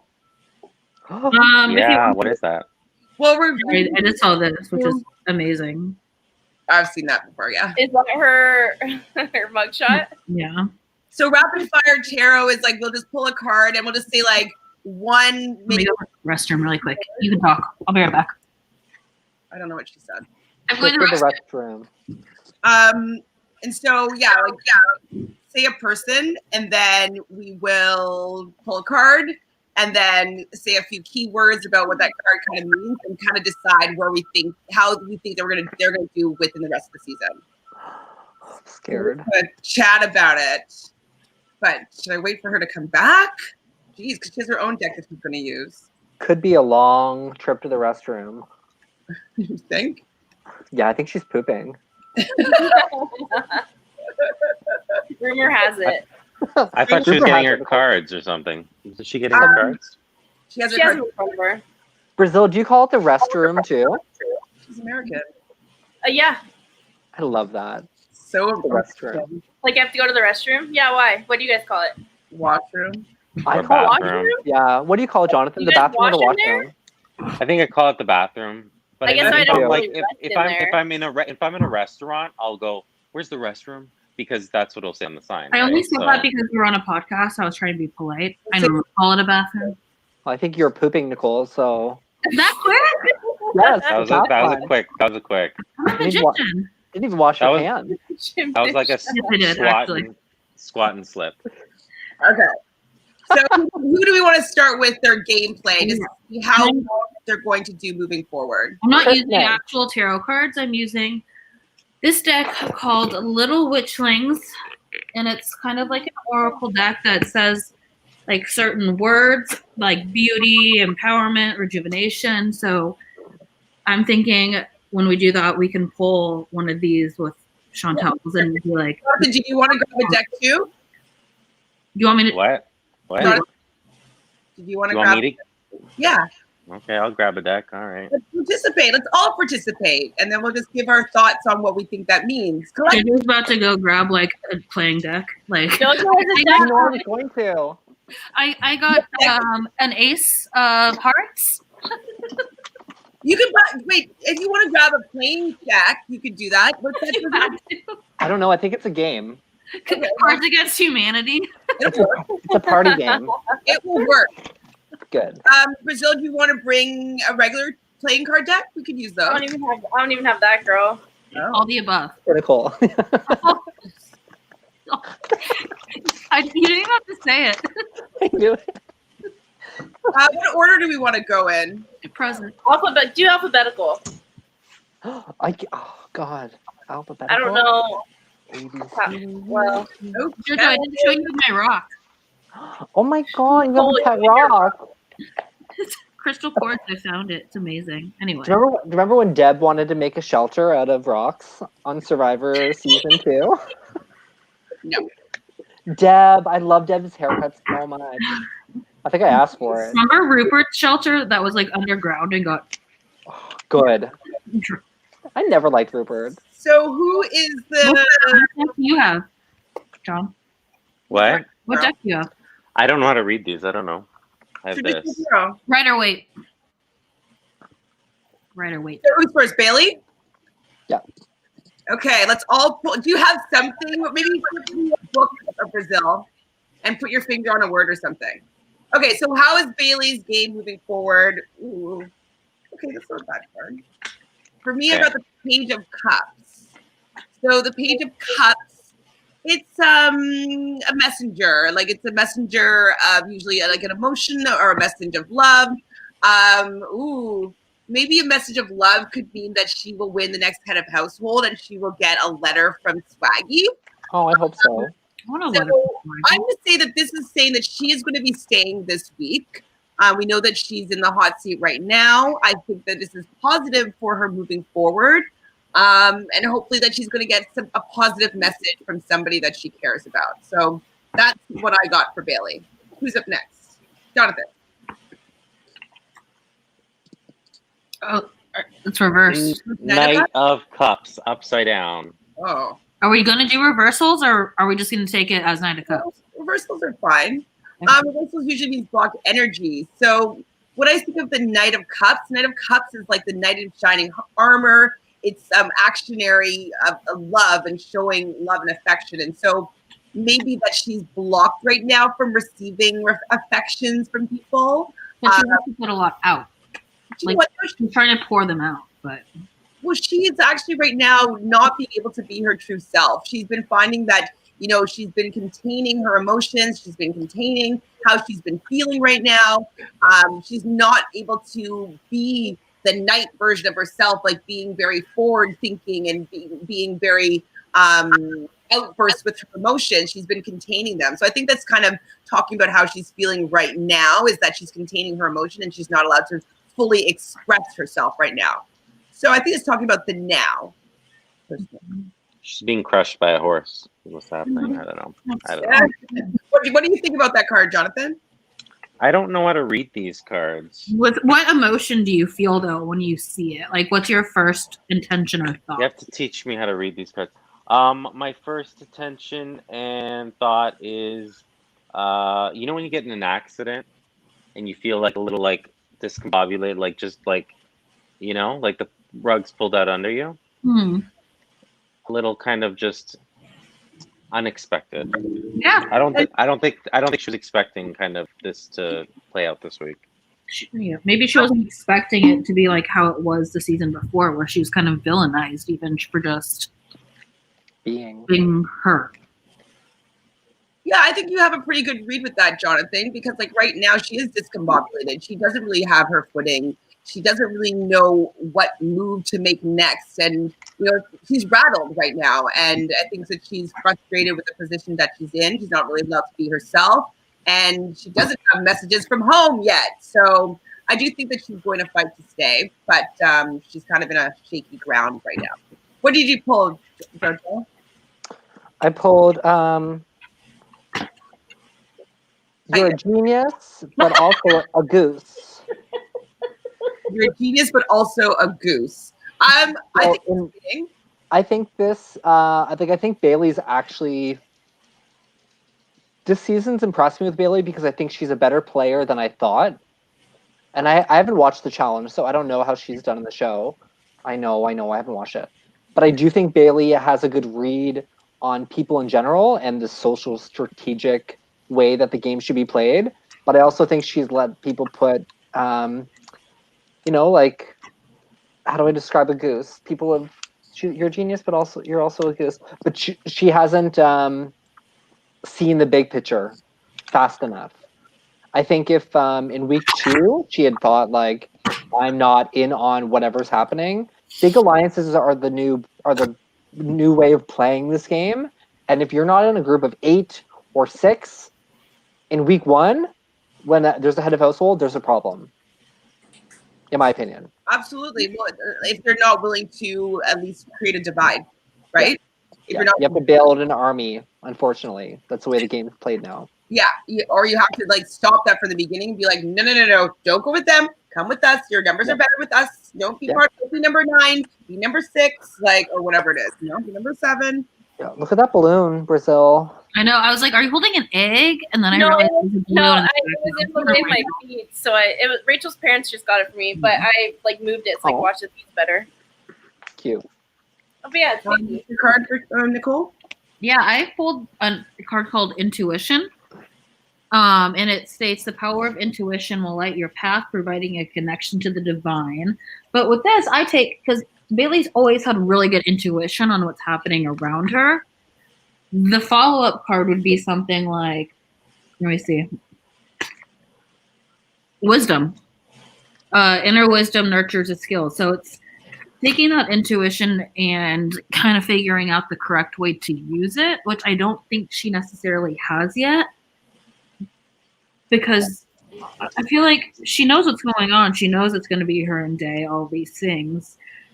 That's how I take the intuition card that I got. I think that it's pointing out that she hasn't been using her intuition. I think that she's been, as I've been saying, very defiant over what's been actually going on and thinking as though her position has been better than it actually is. And putting her trust and relying on the Slick Six to be saving her. When the Slick Six is like just an alliance just to appease you.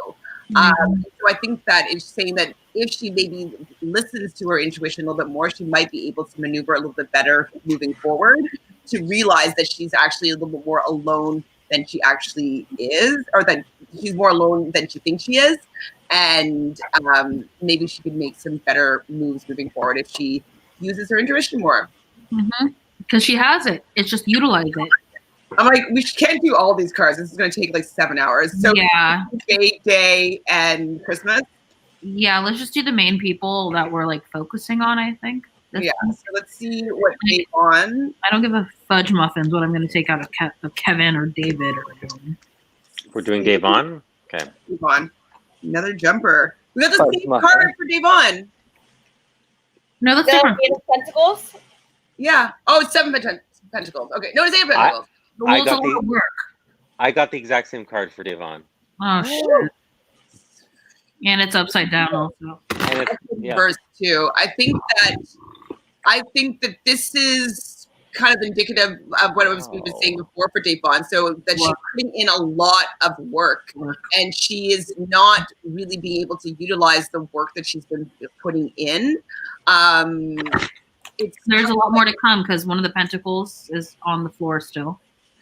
Well, this is the apprentice card, and so with the apprentice, like they're never the master, right? They're never the one in control. They're never the one that's making. They're always like they're doing the work for the master, and so I think that this is kind of indicating her position in the house, and that she's just going to be working her way right out the door. Your Knight of Cups. How would you interpret that one, Jonathan? I mean, I just think she's in the same position as her, and they're playing like a very similar game, and she's just, it's I mean, I feel that there's a lot more kind of anger or just kind of worth that she feels like she belongs to, needs to be here longer and whatnot. But I mean, I think this just means it's like, it's the same path, it's the same situation, and I think they're both feeling the exact same way. I shuffled it the whole time that we were talking. I know. And I got the same thing. Great. Arrow is. Well, and another thing I wanted to maybe point out, just as a point of interest with Devon, is the fact that, she was fighting so hard to keep David for her cause when it was David versus Nicole Anthony. And I totally respect and understand where she was coming from, not wanting to vote out a person of color out of the house, and that, she saw his season and she didn't want to be someone that contributed to his leaving the house, and was sacrificing in that moment her game because she wanted to potentially see 3 Black people being the final 3. And in my head, I'm like, there's absolutely no chance that the 3 of you guys are going to make it to final 3. So, Devon, why don't you make sure that you make it to the final 3? Yeah. And so I feel like also with that card, it's kind of saying that like she put her faith and her power and her passion and her emotion into somebody else's game, and it's not going to get her further. I think that this card for her, and with this, it's the end of the road for her. I think she's gone this week. Okay, my card for Devon is run a marathon holding scissors in both hands. That's amazing. So my hope with this is that she does get a marathon run in this game, and she'll be stabbing herself in the front and everyone around her. So I'm okay with messy day if it means she gets to stay. Just like take 2 people out with her. I think personally, as long as they're not Bay and Ian. This is showing her placement in the head of household competition, is that she was running this marathon, she was doing so well, and she just eliminated herself. Fair. Yeah, she clearly got nervous at the end and like just messed up. Like she let the pressure of the competition because she had it. But I mean, also, Christmas did hit the right button a second after she hit it. So. Oh, I didn't know this one. Yeah, well, Christmas would have won. Number. Like, why did she say the right freaking number? It was 11, not 10. Nicole, for you, what did you pull for Devon? Interesting, because I'm pulling 2 because I like the way it's saying one and then maybe following it with another one. And sorry, my computer was dying, so I had to migrate. The first one I got was called Clarity. There we go, Clarity.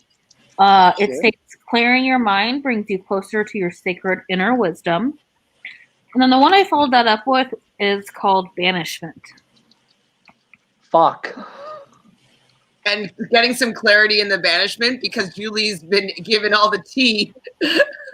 Yeah. Julie's letting everything spill. According to Julie, Memphis is running the game though. She's just giving the information that's valuable to Kaiser's game. Like she can't be like, well, like there's this alliance and then there's this other 6 alliance and then this 6 is like another 3 and this 3 is another. Like there's too much mixing up. I think the fact that Kaiser's been putting so much interest in Memphis, that she just was saying like Memphis was somebody that was really a detriment to your game because you were telling him everything and he was sharing it with somebody else. So I think that's why she keeps on using Memphis. But with the banishment card, it does state you have the power to banish negative energy and unwanted problems, and it does have her standing on top of a coffin. So this could go either way, maybe with either her taking her clarity to avoid that death, or, I mean, taking it as it is with that. So I personally don't think that that's the way it's going to go. I feel as though with the other cards, I feel as though it's kind of saying that she is going to be going out on her own doing. You know what I mean? She had the opportunity to change her fate in the game a lot sooner, but she wants to always solve these puzzles and like figure things out without using this information to advance her further. So that's the marathon I think that she's running, and she has this information, but she just uses it to screw her own game over. It's true. And banishment, I think it's like exile from the house. I know, that's how I took it originally. No jury, no nothing. No jury, no nothing. It's like gone. I mean, unless banishment means that this basement actually means something different. Like Big Brother Canada 3. The one where the three of them were in that separate room. No, I was gonna say the one where Kelsey and Lavina they were did or with Tim, right? Tim and Nikki. Okay, who else? Crazy bitch. Christmas. I'm gonna pick my own. I have to go first. Okay. Oh, Jonathan's looks funny. Tell every kid you meet that Santa's here. No way! No way! Well, I think we're gonna. Christmas is real. That's not real. I'm not kidding. That was literally the third one I chose. That is hilarious. Nicole, I can't see that. You have to put down. She's gonna ruin it for us. I'm not showing anything. I'm laughing. I covered it because I'm laughing so hard. Oh. What does that mean? Is that mean she's real? Well? She's not. She's a phony. She's bullshit. Also, what's the mean card? What is this game, and how do we play it virtually online with each other? I don't know. I don't know whether or not this card was reversed or upright. So, strength. So, strength is from the major arcana. So, it talks about life's major events and major changes. If it's upright, it's talking about like inner strength and the strength within. This is a very positive card, I'd say, for Christmas moving forward. I feel as though, this win is going to give her a lot of like inner strength. I think she's going to be able to make, unfortunately, stronger bonds with Tyler, stronger ties with Enzo and Memphis. Like, I think she's going to do she's going to get to 6 like she wants to. So I think that she's going to gain some strength in that household. Perfect. Wonderful. Great. Love it. I can't believe you pulled a card like Santa, though. What does that mean? So fun. No. What'd you get, Jonathan? I haven't looked at it. That's why I started laughing. I was like, "Oh, Jonathan's is good." But okay, what do you first think of when you see that card, Jonathan? I first think of that she's going to be hated by fans and really kind of just portrayed as someone who ruins things for people. I mean, definitely good take. The devil specifically speaks about materialism. It speaks about addiction. It speaks about like habits, like negative habits and negative traits, we'll say, like things that you latch onto that are not necessarily for the highest and best good of all. And so I'm thinking that that's talking about how she has an affinity for latching onto men and having that being her gameplay and allowing them to dictate what she does. Like, look at the people in the cards. They have like something around their neck that's like controlling them, that's holding them to the devil. Do you see that, Jonathan? I shuffled it back in. Oh no, here it is. Yeah.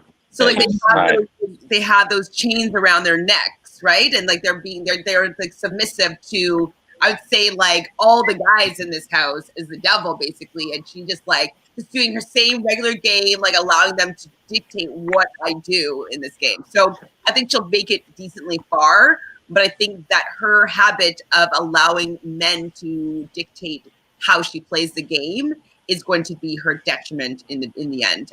They will cut her. She's bawling her eyes out right now, listening to music in the HOH room by herself. Get out of here.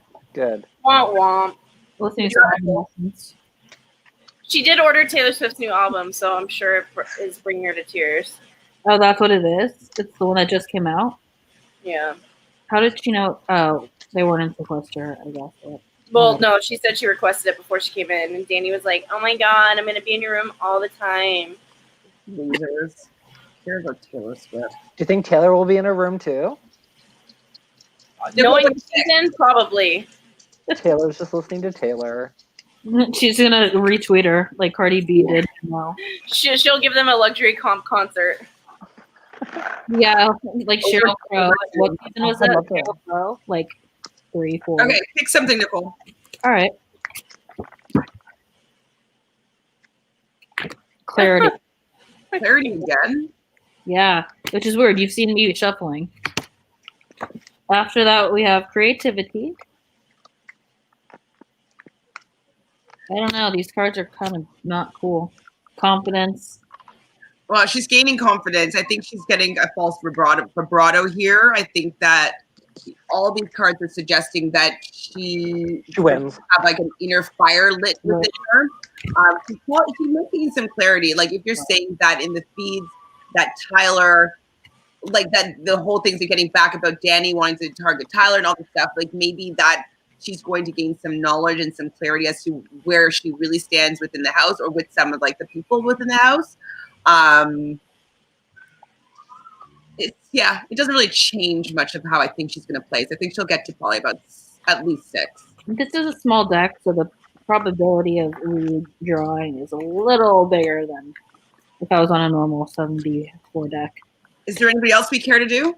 Yeah, I pulled one for you. That's all. Me? Yeah. Uh-oh, what'd you pull? Is it the tower? I haven't looked yet. Let's find out together. Oh, okay. Oh, what a great card! Okay. Is it? What does it mean? Tell me. That's like Pentacle. Big Brother Cheesecake 3 in a nutshell. No, you pulled 10 of Pentacles for me, I believe. But King of Pentacles is the king of all material world, the king of money, the king of finances.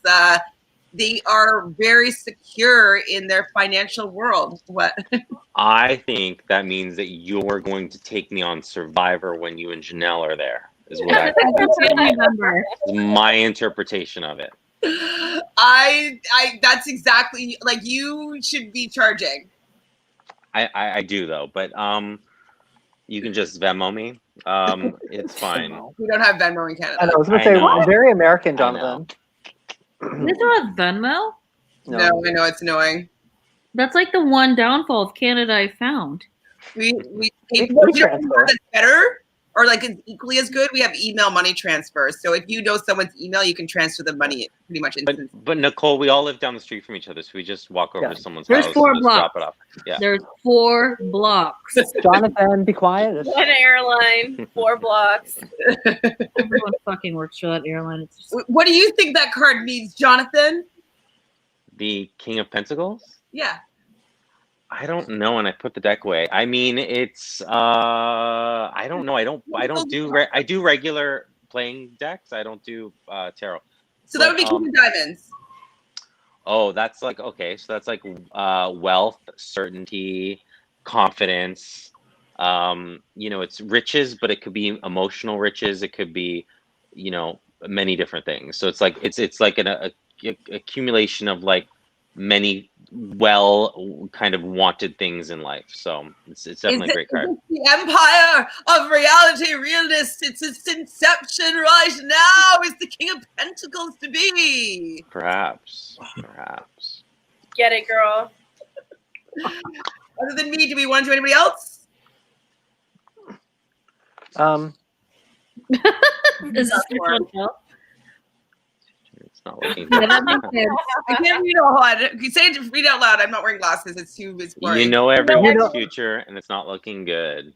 Oh, Hold on, Jojo. Can you pull one? Can you pull one for me, please? that wasn't for me, right? No, that was just for all of us. Okay. This one's for me. Oh, they're so sticky. Okay, I've never used that. yeah, it's for Jonathan. So sticky. Oh. One for you as well, Jonathan. Use Ben Affleck's double as a loofah. What kind of game is this? Okay. Like, terrible. I mean, All right. enjoy that. Well, One. You? who else wants one? Oh, Ben Affleck. Oh. Okay, sure. Okay. Maybe Ben Affleck is gonna take me to meet Janelle. It doesn't matter. This one's for Brazil. Judgment. What So was that? Judgment. So Judgment is near the end of the major arcana. So it talks about life's major events, major changes. It's before you get to the world. It's kind of like taking a look back at your legacy and seeing what you built. And so Who's that for? You. Oh, I'm dying then. No.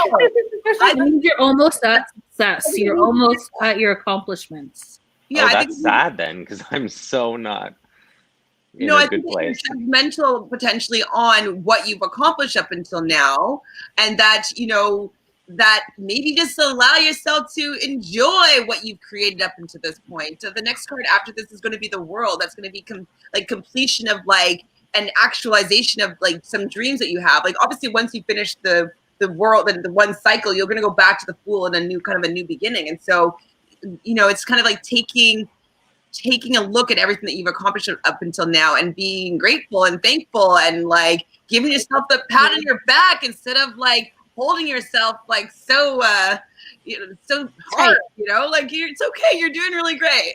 Like just give yourself a bit of a break. You know what? It's what I'm gonna meet Janelle. That's what it is. That's what it is. Oh my god, that's actually what it says on the back. See? Just kidding. I know. Oh, that's an interesting Don't back. harm yourself. You're doing a great job. You're creating a great legacy for yourself. The next phase is going to be completion of something big and amazing. You're doing great, sweeties. I was gonna say you're doing great, sweetie. Great, sweeties. So good, so good. Is that it, guys? Is that all we got? Yeah. Rylan, do you have anything to say about Nicole Franzel? She's your favorite. Can you pull a card for her? I hate her. Yeah, do it. Okay, I'll pull a card for Nicole real quick. Oh, I'll just. if it's not bad, I don't want it. If it's not the tower, I'm out. I'm almost there. I want Jonathan to be my tarot reader. The world is about to end. Okay, good. It's in reverse. That's good. Opposite of the Hierophant, right? Yeah. Hierophant in reverse. Okay, good. And what? Say it, Jojo. Oh, sorry.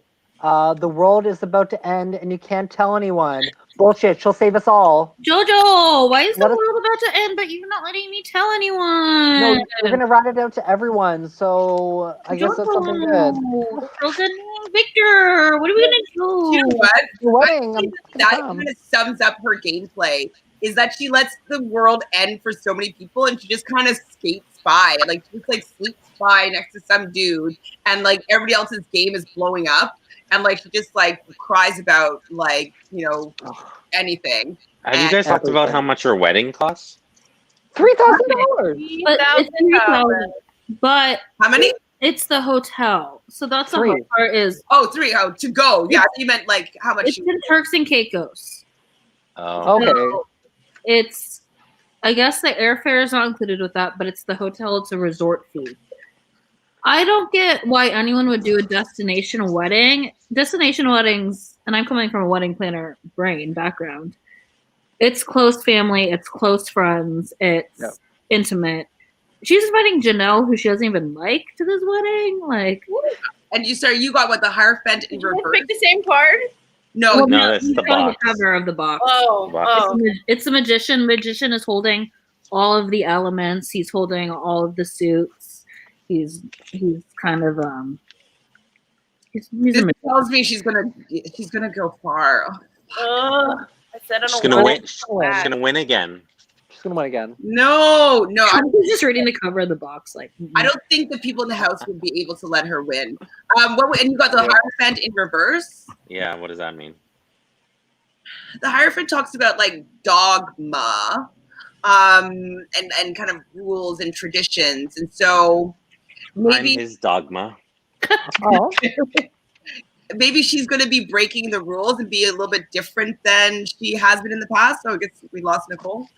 And so, yeah, maybe she's going to break tradition. She's going to do things a little bit differently than she's done in the past. Maybe she'll go to Final Two with a girl. Is that what it is? Is that what it is? Or the fact that she's like in a relationship, and so she can't be like doing the hand jobs that people have been calling her out on. She's probably still can. Victor will be like, just do it. If you need this money, let's do it. Give a couple We need hand to buy jobs. our Amish farm. And so the magician, though, she does have everything she needs to win. I just wish that she wasn't crying all the time, but I do think that she could win. What does it say? Cleansing. So she cries all the time. It's cleansing. Oh, she needs to do something. Energy cleansing creates a healthy and harmonious space in which to thrive. I also want to see what Enzo's game is going to be like. I'm definitely not ever using this deck again for something like this. It's crap. Lifting. Well, I think cleansing makes sense for her. Cry, baby. Enzo. I'll do Enzo. It's like lesson 3 in Nicole class. Enzo. For Enzo? Yeah. The Knight of Swords. I think you're holding your cards upside down. They're all mixed up. I know, it's interesting. All of Jonathan's are reversed. No, they're all reversals. It's like blocked energy. Whenever I see that card, that's not reversed. That's not reversed. West. It's kind of like a lot of ideas, fast actions, thoughts, like not really thinking before they speak. But it's in reverse. So I'd say like maybe he's blocking that energy. So I would say that's a good thing for we're doing Enzo, right? A good thing for Enzo because that like could be like just saying things all over the place. But I feel like he's being a lot more calculated He is. With the information that he gives out. He listens a lot more, but he definitely thinks before he speaks. And so I think that's a positive sign for him moving forward in his game, not to be too much, giving away too many ideas, saying too much to the wrong people. I think he's been very controlled that way. What do you have for him?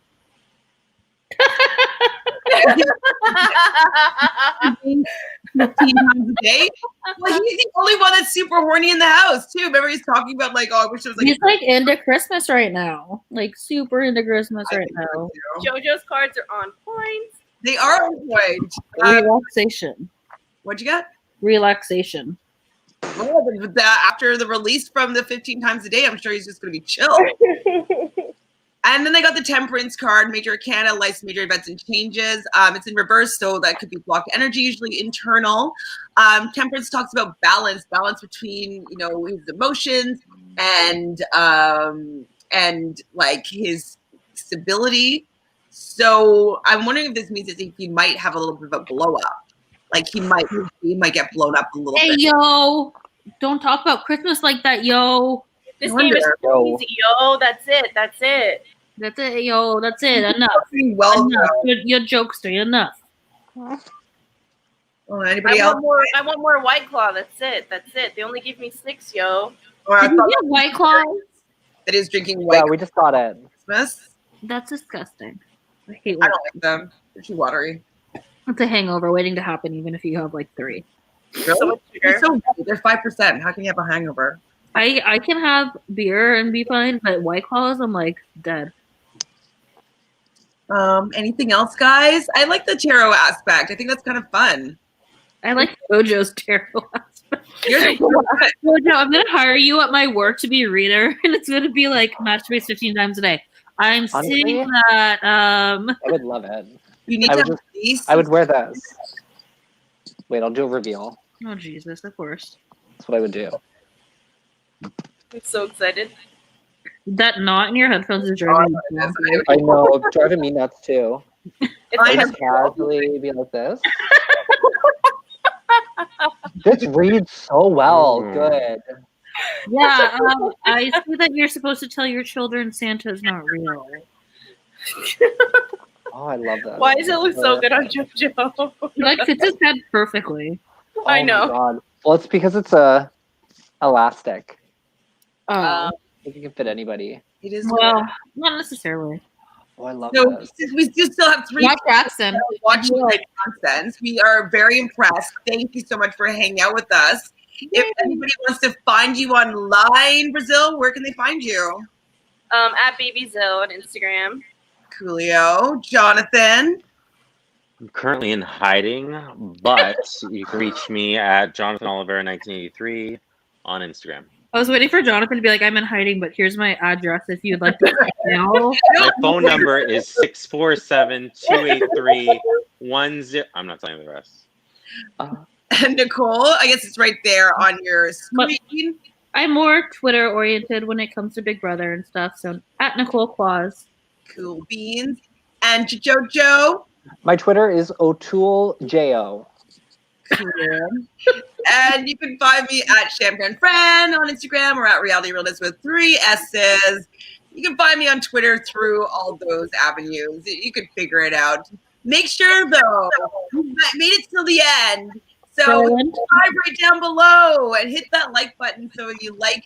Tell us if you like the tarot aspects. Like we might maybe do, you know, a whole episode where all of us have different cards and we pull cards and we talk about each of the house guests. I think it's kind of fun personally, especially if we pull it into how they're playing their game. I think it's been, for me, it's been really interesting in interpreting the cards. So if you enjoy that, please hit the like button, ring the bell so you'll be notified every time we go live or we have a new episode. Any final words, folks? I'm going to be getting a new deck of tarot this week at work. We're getting a new shipment in, so I'm excited to see which one calls to me that I can use for next week. Interesting. Maybe I'll buy one and get you to ship it to me or something. I'll sign each one for you.